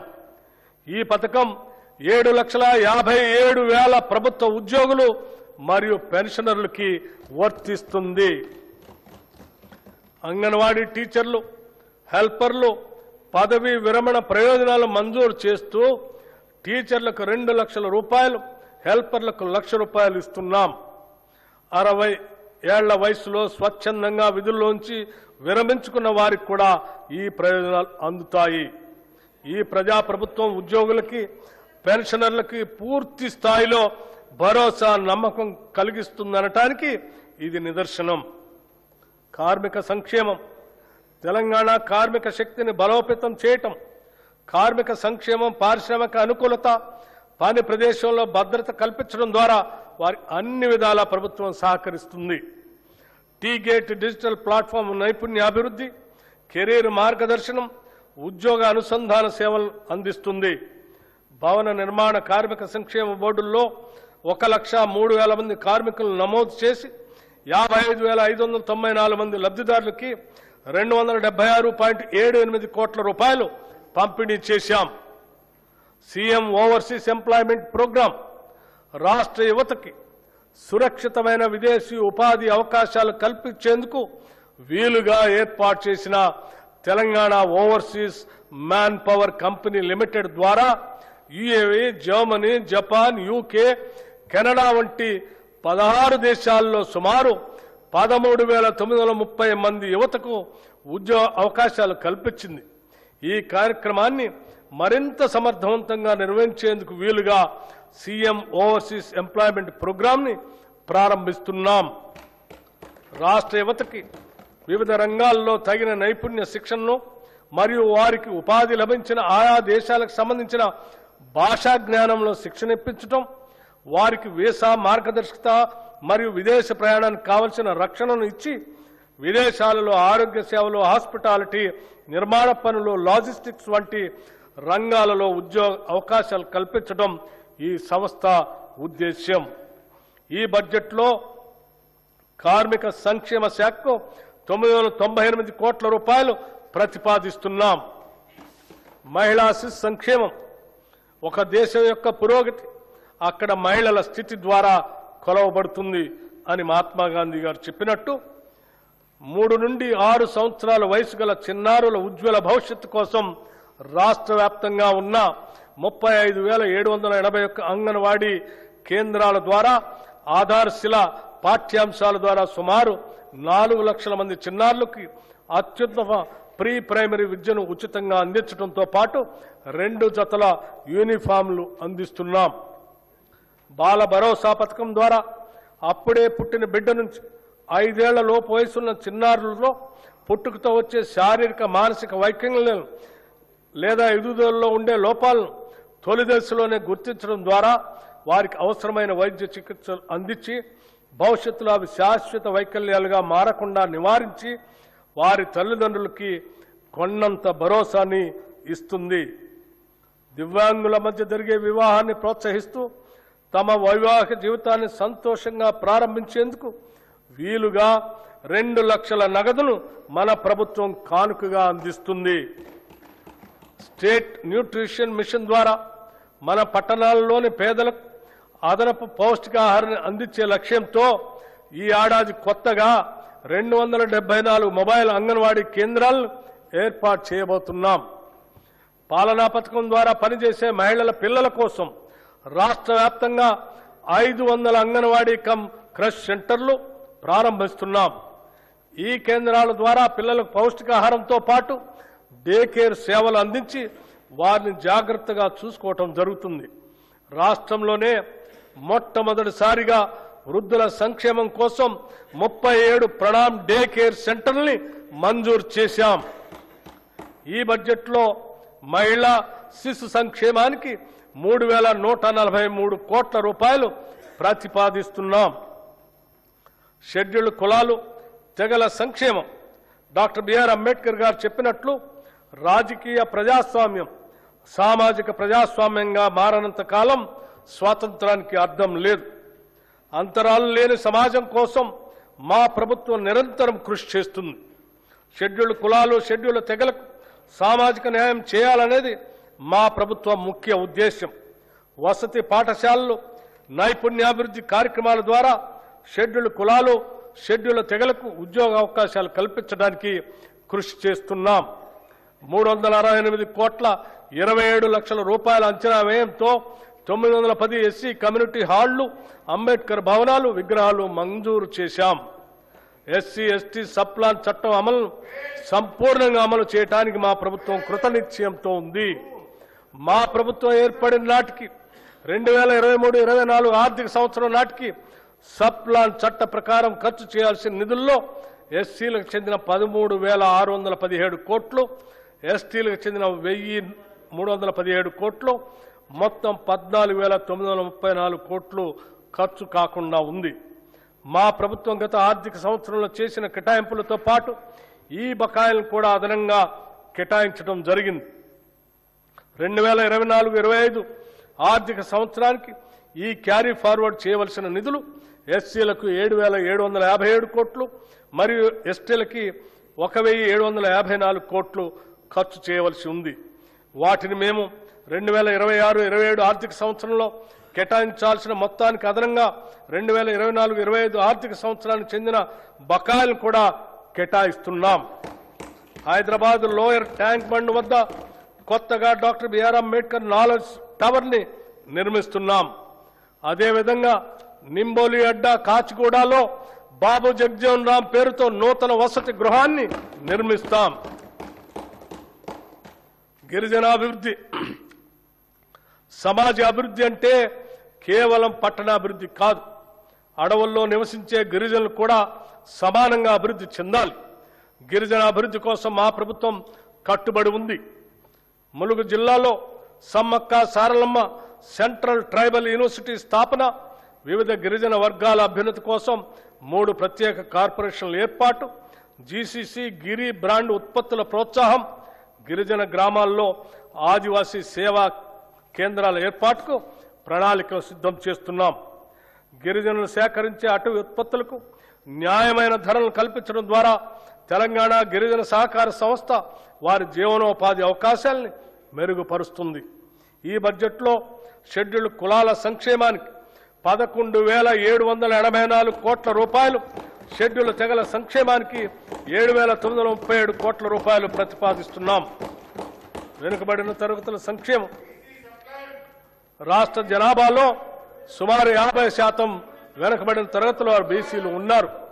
రాష్ట్ర అభివృద్ధిలో వారి కీలక పాత్రను గుర్తించిన ప్రభుత్వం విద్య, నైపుణ్యాభివృద్ధి, పారిశ్రామిక సాధికారిత, గ్లోబల్ అవకాశాలు, సాంప్రదాయ వృత్తుల రక్షణకు గౌరవం కల్పిస్తూ భద్రతతో కూడిన జీవనాన్ని అందిస్తుంది. ఈ బడ్జెట్లో వెనుకబడిన తరగతుల సంక్షేమానికి 12,511 కోట్ల రూపాయల్ని ప్రతిపాదిస్తున్నాం. సమాజంలోని అన్ని వర్గాలతో పాటు ముఖ్యమైన భాగంగా ఉన్న మైనార్టీల సమగ్ర అభ్యుదయం, సమాన అభివృద్ధికి తెలంగాణ ప్రభుత్వం కట్టుబడి ఉంది. మైనార్టీ మహిళల ఆర్థిక స్వావలంబన అనేది మరొక ప్రధానమైన అంశం. పేద మైనార్టీ మహిళలకు జీవనోపాధిని కల్పించి వారు ఆర్థిక స్వాతంత్రాన్ని సాధించడానికి వీలు కల్పించేందుకు గాను 10,000 కుట్టు మిషన్ల ప్రభుత్వం పంపిణీ చేసింది.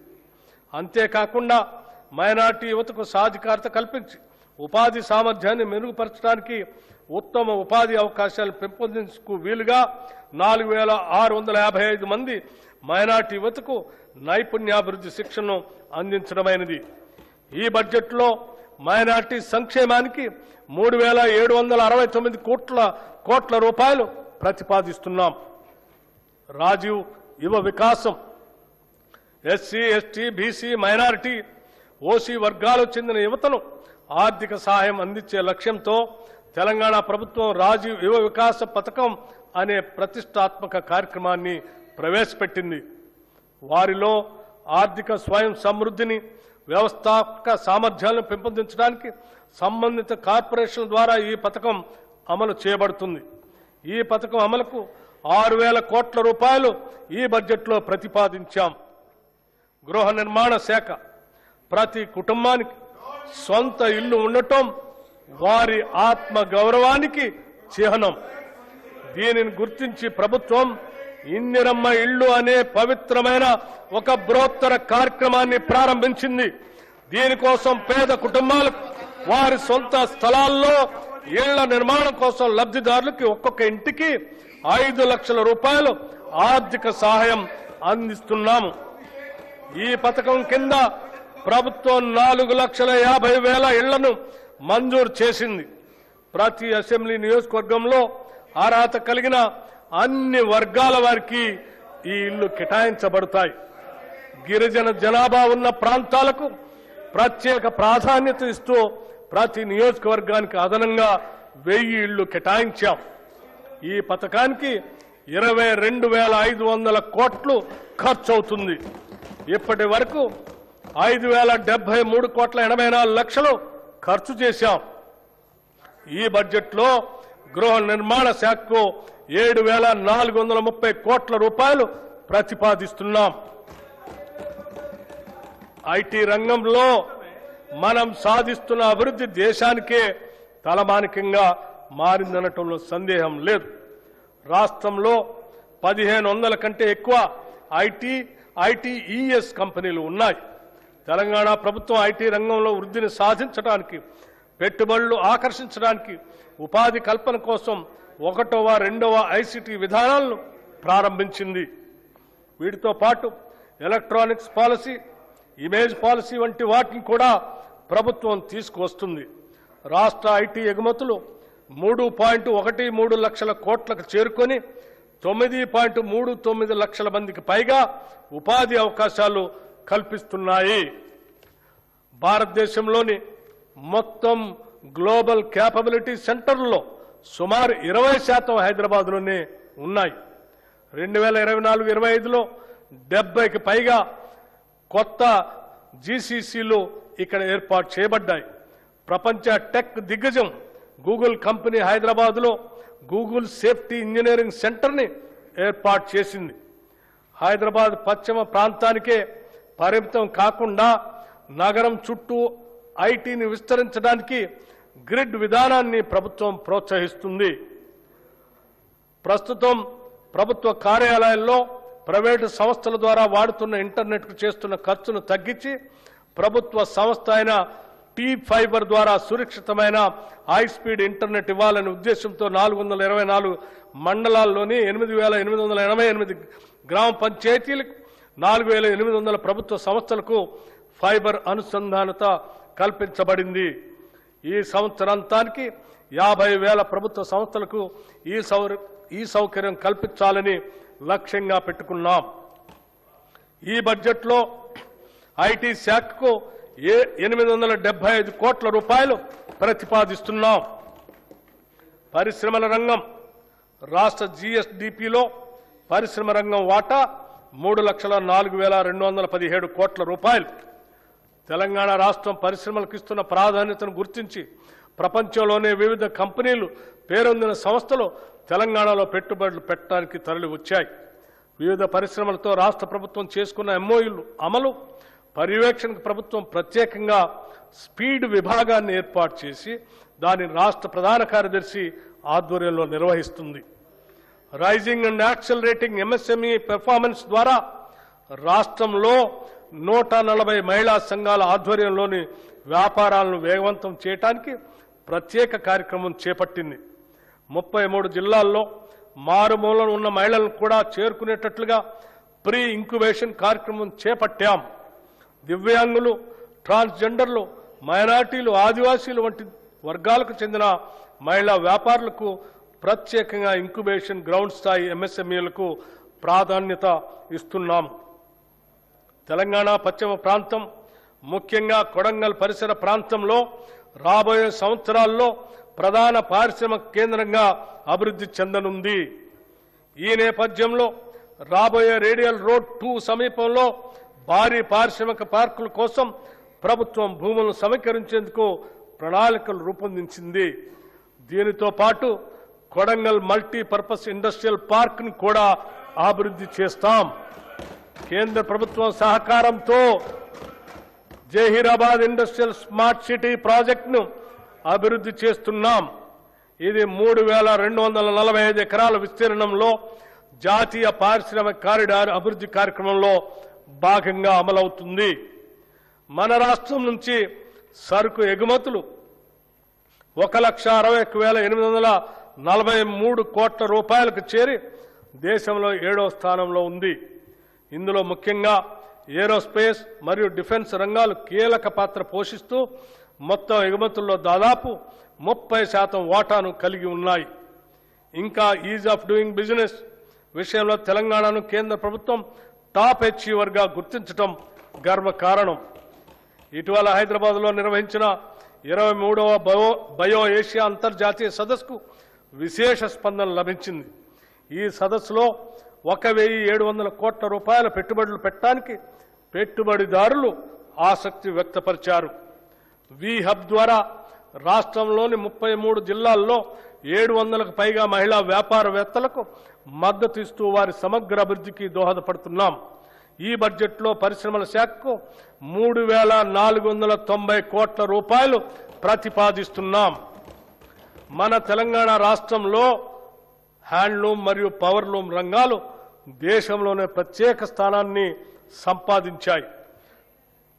పోచంపల్లి, ఇక్కత్, గద్వాల్, నారాయణపేట్, సిద్దిపేట, గొల్లభామ చీరలు, వరంగల్ దుప్పట్లు, హ్యాండ్లూమ్ ఉత్పత్తులు మన సంస్కృతి సంప్రదాయ వైభవాన్ని ప్రతిబింబిస్తున్నాయి. కార్యక్రమం ద్వారా మహిళలకు కోటి చీరలకు ఉచితంగా చీరల పంపిణీ చేస్తున్నాం. 1,70,000 ఇప్పటికే చీరలు అందజేశాం. మిగిలిన చీరలు అతి త్వరలో అందజేయటం జరుగుతుంది. గతంలో మాదిరి కాకుండా రాష్ట్రంలోని ఆడపడుచులు ఈ వస్త్రాల నాణ్యతపై సంతృప్తి వ్యక్తం చేశారు. ఈ బడ్జెట్లో చేనేత రంగానికి 258 కోట్ల రూపాయలు ప్రతిపాదిస్తున్నాం. పంచాయతీరాజ్ మరియు గ్రామీణ అభివృద్ధి, గ్రామాల అభివృద్ధి చెందితేనే రాష్ట్రం అభివృద్ధి చెందుతుంది. అందుకే ఈ బడ్జెట్లో గ్రామాణి ఉపాధిపై ప్రత్యేక దృష్టి సారించాం. పంచాయతీ రోడ్లకి మార్గదర్శ కల్పిస్తున్నాం. 2025 డిసెంబర్లో 12,702 గ్రామ పంచాయతీలకు ఎన్నికలను ప్రశాంతంగా నిర్వహించాం. తద్వారా 15వ ఆర్థిక సంఘం సిఫార్సుల ప్రకారం భారత ప్రభుత్వం 1,597 కోట్ల రూపాయలను విడుదల చేసింది. ఎన్నికైన సర్పంచ్ అందరికీ 5 రోజులు సమగ్ర శిక్షణను కూడా అందించాం.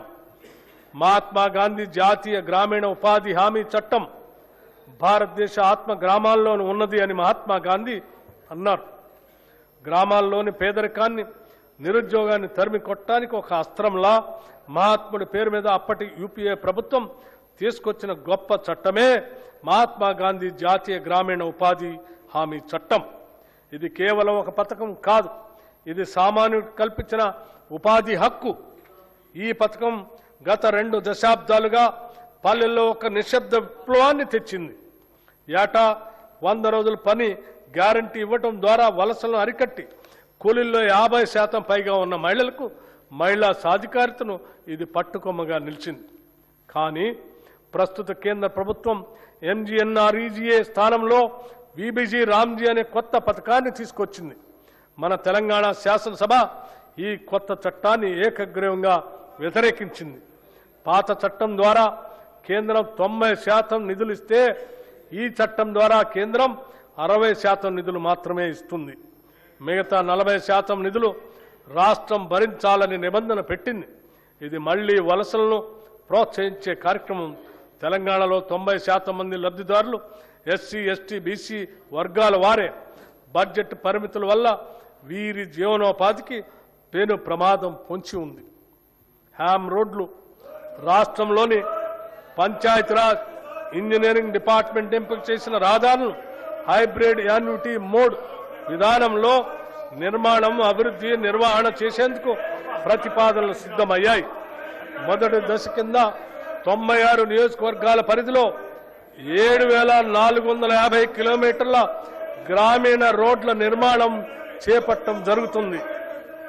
ఈ విధానం ప్రకారం 40% వ్యయాన్ని రాష్ట్ర ప్రభుత్వం భరించగా మిగిలిన 60% రాయితీదారు పెట్టుబడి పెడతారు. ఈ 60% రాష్ట్ర ప్రభుత్వం 15 సంవత్సరాల కాల పరిమితి 30 యాన్యుటీల్లో తిరిగి చెల్లిస్తుంది. ఈ రోడ్ల నిర్వహణ బాధ్యత పెట్టుబడిదారుడికే ఉంటుంది. ఈ ఆర్థిక సంవత్సరంలో 2,980 కిలోమీటర్ల రహదారుల్ని నిర్మించాలని ప్రతిపాదించడమైనది. ప్రస్తుత ఆర్థిక సంవత్సరంలో నగదు చెల్లింపుకి 1,372 కోట్ల రూపాయలు అవసరం అవుతుంది. ఈ బడ్జెట్లో పంచాయతీరాజ్ గ్రామీణ అభివృద్ధికి 33,688 కోట్ల రూపాయలు ప్రతిపాదిస్తున్నాము. సాగునీటి ప్రాజెక్టులు డిసెంబర్ 2023లో మా ప్రభుత్వం బాధ్యతలు చేపట్టిన నుండి సాగునీటి ప్రాజెక్టులు పూర్తి చేయటం ప్రభుత్వ ప్రాధాన్యంలో ఒకటిగా ఉంది. కృష్ణా, గోదావరి జలాల్లో తెలంగాణకు దక్కాల్సిన న్యాయమైన వాటా కోసం గౌరవ సుప్రీంకోర్టు, ట్రిబ్యునల్, చట్టబద్ధమైన సంస్థలు, భారత ప్రభుత్వం వంటి ప్రతి వేదిక పైన మా ప్రభుత్వం సమర్థవంతంగా పోరాడింది. మా ప్రభుత్వానికి గతంలో పెండింగ్లో ఉన్న అనేక ప్రాజెక్టులు వారసత్వంగా వచ్చాయి. క్యాపబిలిటీ ప్రస్తుతం కొనసాగుతున్న మరియు పెండింగ్లో ఉన్న ప్రాజెక్టులైన పాలమూరు రంగారెడ్డి ఎత్తిపోతల పథకం, మహాత్మా గాంధీ కలవకుర్తి ఎత్తిపోతల పథకం, జవహర్ నెట్టెంపాడు ఎత్తిపోతల పథకం, రాజీవ్ భీమా ఎత్తిపోతల పథకం, మక్తల్ నారాయణపేట కొడంగల్ ఎత్తిపోతల పథకం, ఎలిమినేటి మాధవరెడ్డి శ్రీశైలం ఎడం కట్టు గాలువ ప్రాజెక్ట్, ఉదయ సముద్రం డిండి ఎత్తిపోతల పథకం, మహాత్మా గాంధీ ఎత్తిపోతల పథకం, జాన్పాడు ఎత్తిపోతల పథకం, మోతే ఎత్తిపోతల పథకం, జె చొక్కారావు దేవాదుల ఎత్తిపోతల పథకం, సీతారామ ఎత్తిపోతల పథకం, చిన్న కాళేశ్వరం ఎత్తిపోతల పథకం, Gouravelli project, Errapalem Jawaharlal lift irrigation project, Triveni Sangamam, Pulimadugu వాగు, కొమరం భీము, చిక్మాను వాగు, కేరామేరి మండలంలో అమ్మవారి, మడగాస్కర్, లెండిగూడ, జైనూర్, మంటో, రోసి, మల్టా మినీ రిజర్వాయర్ మరియు ఇతర ముఖ్యమైన ప్రాజెక్టులు పూర్తి చేసే దిశగా మేము కృషి చేస్తున్నాము. గత ప్రభుత్వం చేసిన చారిత్రక తప్పిదాన్ని మా ప్రభుత్వం సరిదిద్ది ఉమ్మడి ఆదిలాబాద్ జిల్లాలో డాక్టర్ బిఆర్ అంబేద్కర్ చేవెళ్ల ప్రాజెక్టులు కూడా చేపడుతుంది అని తెలియజేస్తున్నా. గతంలో ప్రభుత్వం సకాలంలో పూడిక పనులు చేపట్టకపోవటం వల్ల అనేక ప్రాజెక్టులో పూడిక పేరుకుపోయి రిజర్వాయర్లో నీటి నిల్వ సామర్థ్యం తగ్గిపోయింది. భారత ప్రభుత్వ జలశక్తి మంత్రిత్వ శాఖ వారి జాతీయ పూడికతీత మార్గదర్శకాల ప్రకారం ఇప్పటికే ఆదాయ ఉత్పత్తి విధానం ఆధారంగా పైలట్ ప్రాజెక్టుగా చేపట్టిన కడెం, లోయర్ మానేర్ డ్యాం మరియు మిడ్ మానేర్ డ్యాం ప్రాజెక్టులతో పాటుగా శ్రీరామ్ సాగర్ ప్రాజెక్ట్, ప్రియదర్శిని జూరాల ప్రాజెక్ట్, మూసీ నాగార్జున సాగర్ ప్రాజెక్టులో కోల్పోయిన నీటి సామర్థ్యాన్ని పునరుద్ధరించడానికి మేము పూడికతీత పనులు చేపడుతున్నాం. ఈ బడ్జెట్లో నీటిపారుదల శాఖకి 22,615 కోట్ల రూపాయల్ని ప్రతిపాదిస్తున్నాం. రవాణా శాఖ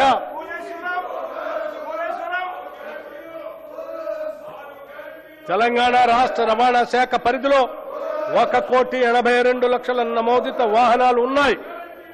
వ్యవసాయ మరియు త్రిచక్ర వాహనాలు చెందిన 11,75,000 వాహనాలకు 105,16,00,000 రూపాయలు పన్ను మినహాయింపులు మంజూరు చేశాం.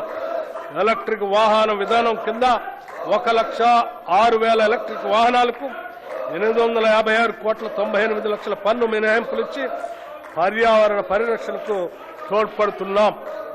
దీని ద్వారా ప్రభుత్వానికి రాబడి తగ్గినా పర్యావరణ పరిరక్షణ విషయంలో వెనకడుగు వేయటం లేదు. రాష్ట్ర వ్యాప్తంగా రోడ్డు భద్రతా చర్యలను మరింత కఠినతరం చేశాం.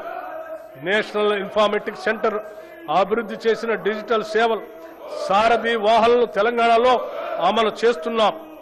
వాహన సేవలను వచ్చే 6 నెలల్లో పూర్తిగా అందుబాటులో తీసుకొస్తాం.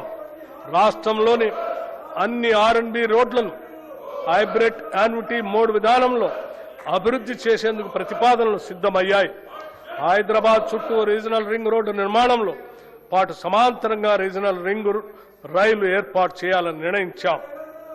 హైదరాబాద్ చుట్టూ రీజనల్ రింగ్ రోడ్డు నిర్మాణంతో పాటు సమాంతరంగా రీజనల్ రింగ్ రైలు ఏర్పాటు చేయాలని నిర్ణయించాం. నూతన విమానాశ్రయాల అభివృద్ధి, వరంగల్ విమానాశ్రయం కోసం భూసేకరణ పూర్తి చేసి నిర్మాణపు పనులు వేగవంతం చేస్తాం. ఆదిలాబాద్ విమానాశ్రయం మాస్టర్ ప్లాన్ తుది దశలో ఉంది. ఈ బడ్జెట్లో రవాణా రోడ్డు భవనాల శాఖకు 12,789 కోట్ల రూపాయలు ప్రతిపాదిస్తున్నాం. న్యాయశాఖ సత్వర న్యాయం, సమన్యాయం అనే లక్ష్యంతో న్యాయశాఖను బలోపేతం చేయడానికి ప్రాధాన్యత ఇస్తూ ప్రభుత్వం అదే దిశగా ముందుకు సాగుతుంది.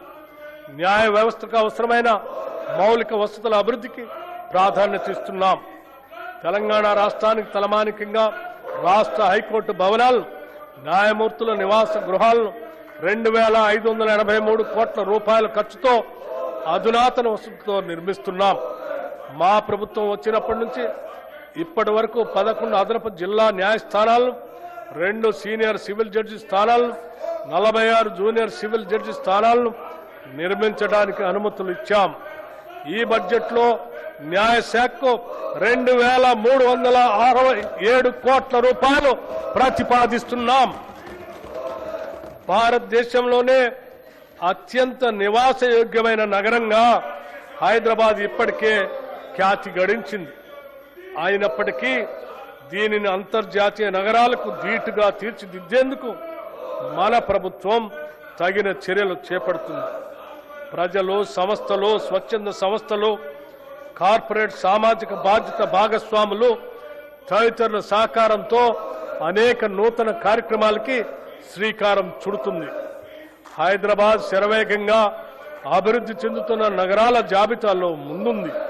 అయినా ప్రభుత్వం అక్కడితోనే ఆగకుండా తెలంగాణలోని ప్రతి పట్టణం, ప్రతి నగరం హైదరాబాద్ మాదిరిగా అభివృద్ధి చెందాలనే లక్ష్యంతో పని చేస్తున్నది. రాష్ట్రంలో పట్టణీకరణ శాతాన్ని పెంచగలిగాం. ఈ ప్రభుత్వం చిత్తశుద్ధితో పని చేస్తుందని చెప్పడానికి ఇది ఒక నిదర్శనం. హైదరాబాద్ మహానగర ప్రాంతానికి ఔటర్ రింగ్ రోడ్డు వరకు తాగునీరు, మురుగునీటి సేవలను హైదరాబాద్ మహానగర వాటర్ బోర్డు అందిస్తుంది. గోదావరి తాగునీటి ప్రాజెక్టు, కొత్త రిజర్వాయర్లు, 39 మురుగునీటి శుద్ధి కేంద్రాల్ని మంజూరు చేశాం. వాటి నిర్మాణం వివిధ దశల్లో కొనసాగుతుంది. పాత జీహెచ్ఎంసీ సంస్థకు ఉన్న అధిక వడ్డీ అప్పుల గురించి సంబంధిత బ్యాంకులతో చర్చించి వడ్డీ రేటుని 9.15% నుండి 7.95% తగ్గించాం. దీనితో సంస్థకు గణనీయమైన ఉపశమనం లభించింది. హైదరాబాద్ నగర మౌలిక వసతుల అభివృద్ధి కోసం హైసిటీ పథకం కింద 2,654 కోట్ల రూపాయలు కేటాయించాం. హైడ్రా సంస్థ ప్రజా ఆస్తుల రక్షణ మరియు విపత్తు నిర్వహణ కోసం స్థాపించబడింది.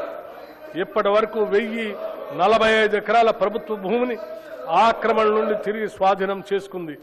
వీటి విలువ సుమారు 60,000 కోట్లుగా ఉంటుంది. ఇటీవల బతుకమ్మ కుంట, నల్ల చెరువు, బమ్రుక్ ఉద్దీన్ ధౌలా చెరువులను పునరుద్ధరించాం. ఈ చెరువుల భవిష్యత్తులో అభివృద్ధి కేంద్రాలుగా మారి లేక్ ఎకానమీని పెంపొందించడంలో సహాయపడతాయి. వర్షాకాలంలో వరదలు నివారించేందుకు కాలువలు, నాలాలు శుభ్రపరిచే పనులు చేపట్టబడ్డాయి. చెరువుల సంరక్షణకు సీసీటీవీ వ్యవస్థలు ఏర్పాటు చేస్తున్నాము.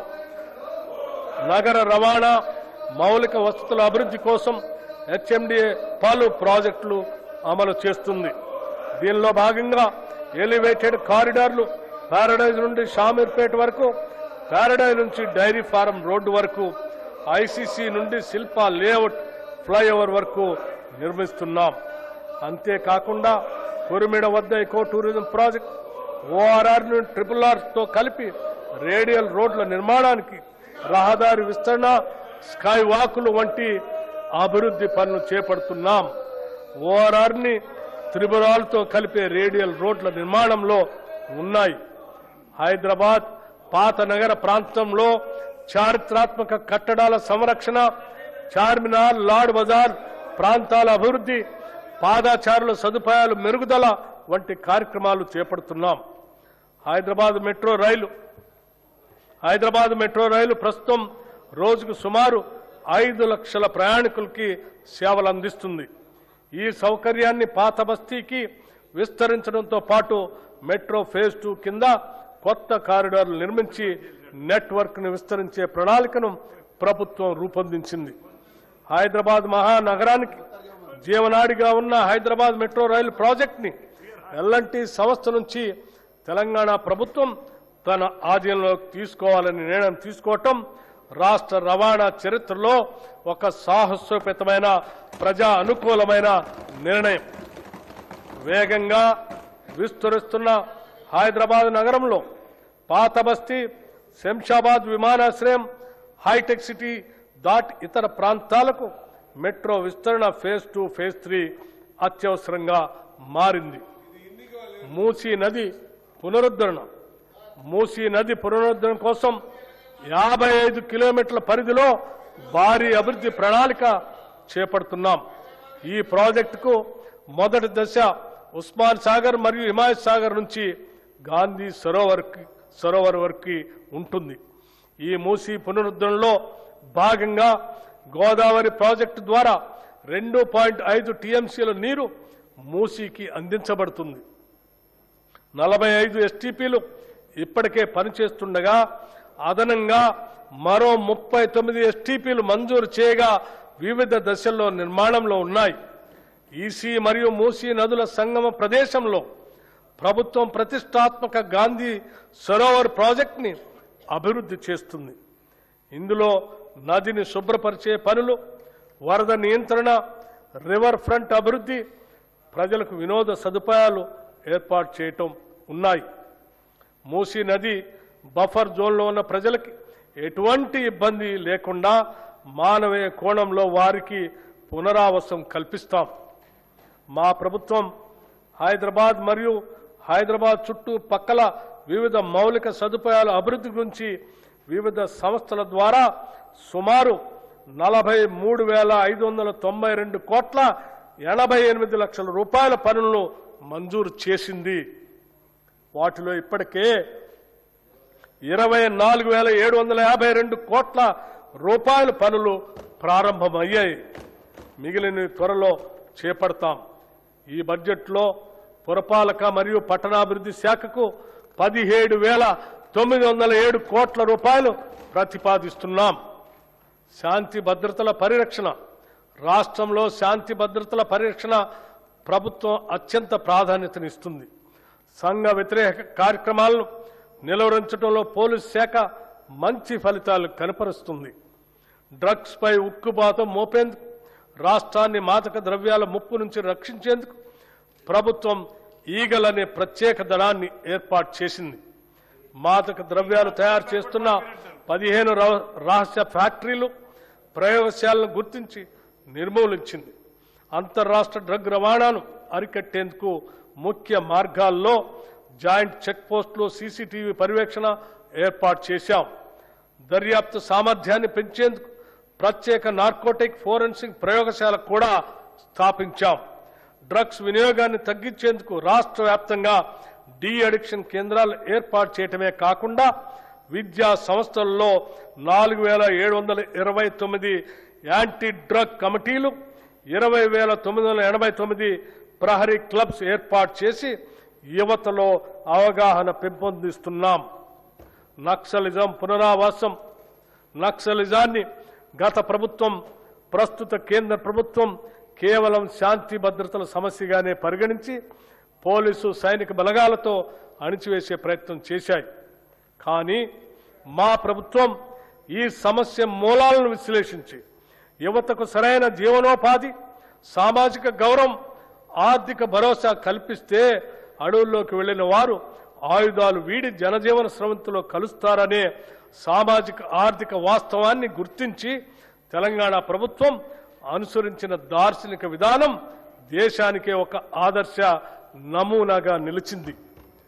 తెలంగాణ రాష్ట్రం ఏర్పడిన తర్వాత 2014-2023 వరకు 347 మంది మావోయిస్టులు లొంగిపోగా, మా ప్రభుత్వం ఏర్పడిన 2023 డిసెంబర్ 7 నుండి 2026 మార్చి 8 వరకు 732 మంది వివిధ స్థాయి క్యాడర్ మావోయిస్టులు లొంగిపోయారు. నక్సలిజం పుట్టుకు కారణమైన ఫ్యూడలిస్టిక్ సామాజిక ఆర్థిక అసమానతలను రూపుమాపటం ద్వారానే నక్సలిజం ఉద్యమానికి ముగింపు పలకగలమని తెలంగాణ రాష్ట్రం నిరూపించింది. సమగ్ర సంక్షేమం, ఉపాధి ద్వారానే నిజమైన సామాజిక మార్పు సాధ్యం అని మన తెలంగాణ రాష్ట్రం దేశానికి మార్గదర్శనం చేసింది. ఈ బడ్జెట్లో హోంశాఖకు 11,907 కోట్ల రూపాయలు ప్రతిపాదిస్తున్నాము. ఆలయాల అభివృద్ధి, తెలంగాణ సాంస్కృతిక ఆధ్యాత్మిక వారసత్వాన్ని కాపాడేందుకు ప్రభుత్వం ప్రత్యేక చర్యలు తీసుకుంటుంది. రాష్ట్రంలో ఆధ్యాత్మిక పర్యాటక అభివృద్ధికి, భక్తులకు మెరుగైన సౌకర్యాలు కల్పించేందుకు భద్రాచలం, కాళేశ్వరం, వేములవాడ, ధర్మపురి వంటి దేవాలయ అభివృద్ధిపైన ప్రత్యేక దృష్టి సారించి తగు నిధులను కూడా మంజూరు చేస్తున్నాం. ప్రసిద్ధి చెందిన రాజన్న దేవాలయాన్ని పూర్తిస్థాయి ఆధ్యాత్మిక కేంద్రంగా అభివృద్ధి చేస్తున్నాం. గోదావరి పుష్కరాలు 12 ఏళ్లకు ఒకసారి అత్యంత పవిత్రంగా జరుపుకునే గోదావరి పుష్కరాలు తెలంగాణ రాష్ట్రంలో 2027 జూన్ 26 నుండి జూలై 7 వరకు జరగనున్నాయి. ఈ పవిత్ర దినాల్లో సుమారు 8 కోట్ల మంది భక్తులు పుణ్యస్థానాలు ఆచరిస్తారని ప్రభుత్వం అంచనా వేస్తుంది. ఈ నేపథ్యంలో తెలంగాణ సంస్కృతి ఉట్టి పడేలా కుంభమేళా తరహాలో ఈ పుష్కరాలను ప్రతిష్టాత్మకంగా నిర్వహించేందుకు రాష్ట్ర ప్రభుత్వం సన్నాహాలు చేస్తుంది.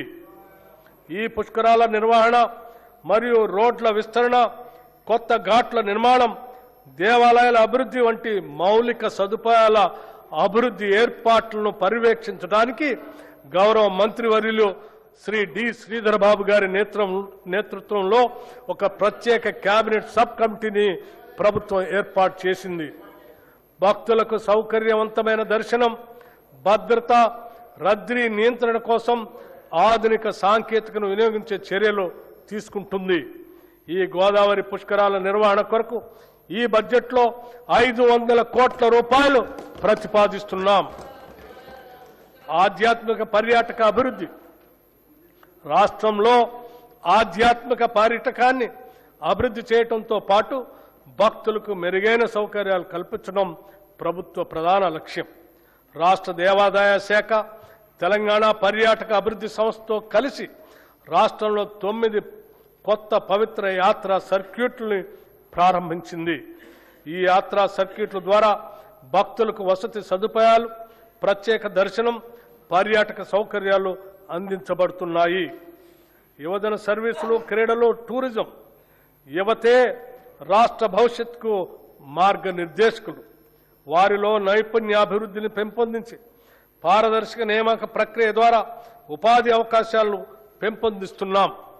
గత ఏడాది డిసెంబర్ 13, 2025న ఉప్పల్ రాజీవ్ గాంధీ అంతర్జాతీయ స్టేడియం ఒక అపూర్వ ఘట్టానికి వేదికైంది. ప్రపంచ ఫుట్బాల్ దిగ్గజం లియోనెల్ మెస్సీని మన హైదరాబాద్ గడ్డపైకి తీసుకురావటం మన ప్రభుత్వ దార్శనికతకు, క్రీడల పట్ల ఉన్న చిత్తశుద్ధికి నిదర్శనం. ఈ చారిత్రక ప్రదర్శన మ్యాచ్లో సాక్షాత్తు గౌరవ ముఖ్యమంత్రి శ్రీ రేవంత్ రెడ్డి గారు పాల్గొన్న తీరు రాష్ట్ర వ్యాప్తంగా లక్షలాది మంది యువతలో అపూర్వమైన క్రీడా స్ఫూర్తిని రగిలించింది. అట్టడుగు స్థాయి నుండి ప్రతిభను వెలికి తీయాలనే లక్ష్యంతో ఎంపిక చేసిన పేద మరియు ప్రతిభావంతులైన పిల్లల కోసం మెస్సీ బృందంతో ప్రత్యేక ఫుట్బాల్ క్లినిక్ ఏర్పాటు చేశాం. ప్రపంచ స్థాయి ఆటగాళ్ల చేతుల మీదుగా ఈ పిల్లలు శిక్షణ పొందటం రేపటి తెలంగాణ క్రీడా భవిష్యత్తుకు వేసిన బలమైన పునాది. రాష్ట్రాన్ని 2047 నాటికి దేశానికి స్పోర్ట్స్ క్యాపిటల్గా మార్చేందుకు ఈ ప్రభుత్వం ప్రణాళికలు రూపొందించింది. తెలంగాణ స్పోర్ట్స్ కాంక్లేవ్లో రాష్ట్ర నూతన క్రీడా విధానాన్ని మా ప్రభుత్వం ఆవిష్కరించింది. రాష్ట్రంలో క్రీడా రంగం అభివృద్ధి కోసం 9 కీలక ఎంఓయూలు చేసుకున్నాం. వివిధ క్రీడల్లో ప్రత్యేక శిక్షణతో పాటు క్రీడాకారులు మానసికంగా, శారీరకంగా దృఢంగా ఉండేందుకు వీలుగా చర్యలు చేపట్టాం. గురుకులాల్లోని విద్యార్థులకు జల్లెడ పట్టి ప్రతిభావంతులను ఎంపిక చేసి ప్రత్యేకంగా శిక్షణ అందించాలని మా ప్రభుత్వం నిర్ణయించింది. రాష్ట్ర యువత క్రీడా రంగంలో ప్రత్యేక నైపుణ్యాలను పెంపొందించుకోవటానికి వీలుగా యంగ్ ఇండియా ఫిజికల్ ఎడ్యుకేషన్ మరియు స్పోర్ట్స్ యూనివర్సిటీని ప్రారంభించాం. హైదరాబాద్ నగరంలోని గచ్చిబౌలి జిఎంసి బాలయోగి హాకీ మైదానంలో ప్రతిష్టాత్మక మహిళల హాకీ వరల్డ్ కప్ క్వాలిఫైయర్స్ కు ఆతిథ్యం ఇవ్వటం తెలంగాణ రాష్ట్రానికి దక్కిన అరుదైన గౌరవం. 8 దేశాలకు చెందిన క్రీడాకారులు పాల్గొన్న ఈ అంతర్జాతీయ టోర్నమెంట్ కోసం తెలంగాణ ప్రభుత్వం స్టేడియాన్ని అంతర్జాతీయ ప్రమాణాలకు అనుగుణంగా మరింత తీర్చిదిద్ది విజయవంతంగా నిర్వహించింది. భారత మహిళలు హాకీ టీం ప్రపంచ కప్కి అర్హత సాధించింది. నూతన క్రీడా విధానం చిన్న వయసులోనే అట్టడుగు స్థాయి నుండి ప్రతిభావంతులను గుర్తించి వారిని ఉన్నతంగా తీర్చిదిద్దే లక్ష్యంగా పనిచేస్తుంది. ఇందులో భాగంగా గత 2 ఏళ్లుగా పారా స్పోర్ట్స్తో సహా 40 క్రీడా విభాగాల్లో సీఎం కప్ టోర్నమెంట్లు ప్రవేశపెట్టడం జరిగింది. విజేతలకు నగదు బహుమతులు ప్రదానం చేస్తున్నాం. అలాగే విశేష ప్రతిభ కనబరిచిన పిల్లలను గుర్తించి వారికి ఉన్నత స్థాయి శిక్షణను అందిస్తున్నాం. Tourism policy. తెలంగాణ రాష్ట్రంలో పర్యాటక రంగాన్ని సమగ్రంగా అభివృద్ధి చేయడానికి మా ప్రభుత్వం తెలంగాణ టూరిజం పాలసీ 2025-2030 ప్రకటించి అమలు చేస్తుంది. ఈ పర్యాటక విధానం ద్వారా రాష్ట్రంలో పెట్టుబడులను ఆకర్షించడం, ఉపాధి అవకాశాలను విస్తరించడం మరియు స్థానిక కళలు, సంస్కృతి, సాంప్రదాయాలను ప్రపంచానికి పరిచయం చేయటం లక్ష్యంగా పెట్టుకున్నాం. ఈ విధానానికి ప్రైవేట్ రంగం నుండి విశేష స్పందన లభించింది. తద్వారా 25,000 కోట్ల రూపాయల పైగా పెట్టుబడులు ప్రతిపాదనల దశల్లో ఉన్నాయి. చరిత్రలో మొదటిసారిగా హైదరాబాద్లో మిస్ వరల్డ్ పోటీలు నిర్వహించడంతో ప్రపంచ దృష్టిని హైదరాబాద్ ఆకర్షించింది. ఈ బడ్జెట్లో పర్యాటక రంగానికి 1,224 కోట్ల రూపాయలు ప్రతిపాదిస్తున్నాం. గౌరవ అధ్యక్ష, బడ్జెట్ అంటే కేవలం సంఖ్యలు, అక్షరాలు మాత్రమే కాదు. మన జీవితం, మన భవిష్యత్తు. కలలు కనే యువతకు భవిష్యత్తుపై ఆశ కల్పించటం, ఆసరా కోసం చూసే బలహీనల్ని ఆదుకోవటం, నీడలేని వారికి నీడ కల్పించటం, పంట పొలాలకి నీళ్లు పారించటం, ఫల సహాయం పెంచటం, కష్టపడే వారికి పని కల్పించటం, ఇష్టపడేలా పాలన అందించటం. ఒక్క మాటలో చెప్పాలంటే నేను ప్రతిపాదిస్తున్న ఈ బడ్జెట్ తెలంగాణ ప్రజల ఆశాదీపం. అభివృద్ధికి, సంక్షేమానికి పెద్దపీట వేసి ఆర్భాటాలకు పోకుండా ఆర్థిక క్రమశిక్షణకు ప్రాధాన్యతనిస్తూ ఇది తెలంగాణ రాష్ట్ర ప్రజల ఆకాంక్షల ప్రతిరూపం. పీడిత, తాడిత, బడుగు బలైన వర్గాల అభ్యున్నతికి ఇస్తున్న భరోసా. ఒకవైపు ఆర్థిక పరమైన ఒడిదుడుకులు ఎన్ని ఎదురైనా అభివృద్ధి, సంక్షేమ కార్యక్రమాలకు ఏమాత్రం నిధులు కొరత రాకుండా ఈ బడ్జెట్ను సమతుల్యంగా రూపొందించాం. పన్నుల భారంతో సామాన్యుల పైన భారం మోపకుండా ఉన్న వనరులను సద్వినియోగం చేస్తూ కొత్త సంపదను సృష్టించి దానిని ప్రజలకు పంచడమే మా ప్రజాప్రభుత్వ ఆర్థిక విధానం. పేదవాడి కన్నీరు తుడిచిన నాడే నిజమైన అభివృద్ధి అని మహాత్మా గాంధీ మాటలను, ఆశయాలను స్ఫూర్తిగా తీసుకొని మా ఈ 2 ఏళ్ల పాలన 10 ఏళ్ల విధ్వంసాన్ని సరిదిద్దే పునాది ఈ బడ్జెట్. ఈ పునాదిపై ఒక సుందరమైన, సుసంపన్నమైన, ప్రశాంతమైన తెలంగాణ రాష్ట్రాన్ని నిర్మించే బ్లూ ప్రింట్ ఇది. ప్రతిపక్షాలు కేవలం విమర్శలకే పరిమితం కాకుండా రాష్ట్ర అభివృద్ధికి నిర్మాణాత్మక సలహాలు, సూచనలు ఇవ్వాలని, అభివృద్ధిలో భాగస్వాములు కావాలని కోరుకుంటున్నాను.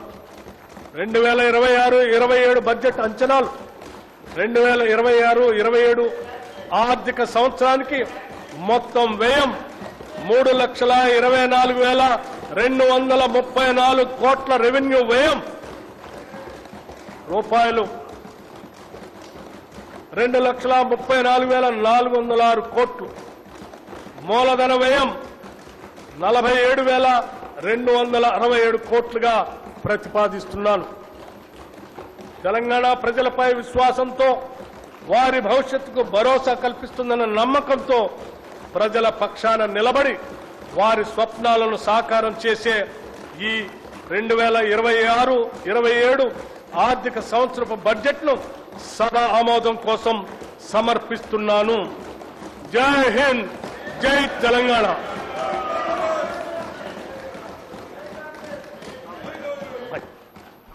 Annual financial statement budget for 2026-27 presented. The House is urged to meet again at 10 a.m.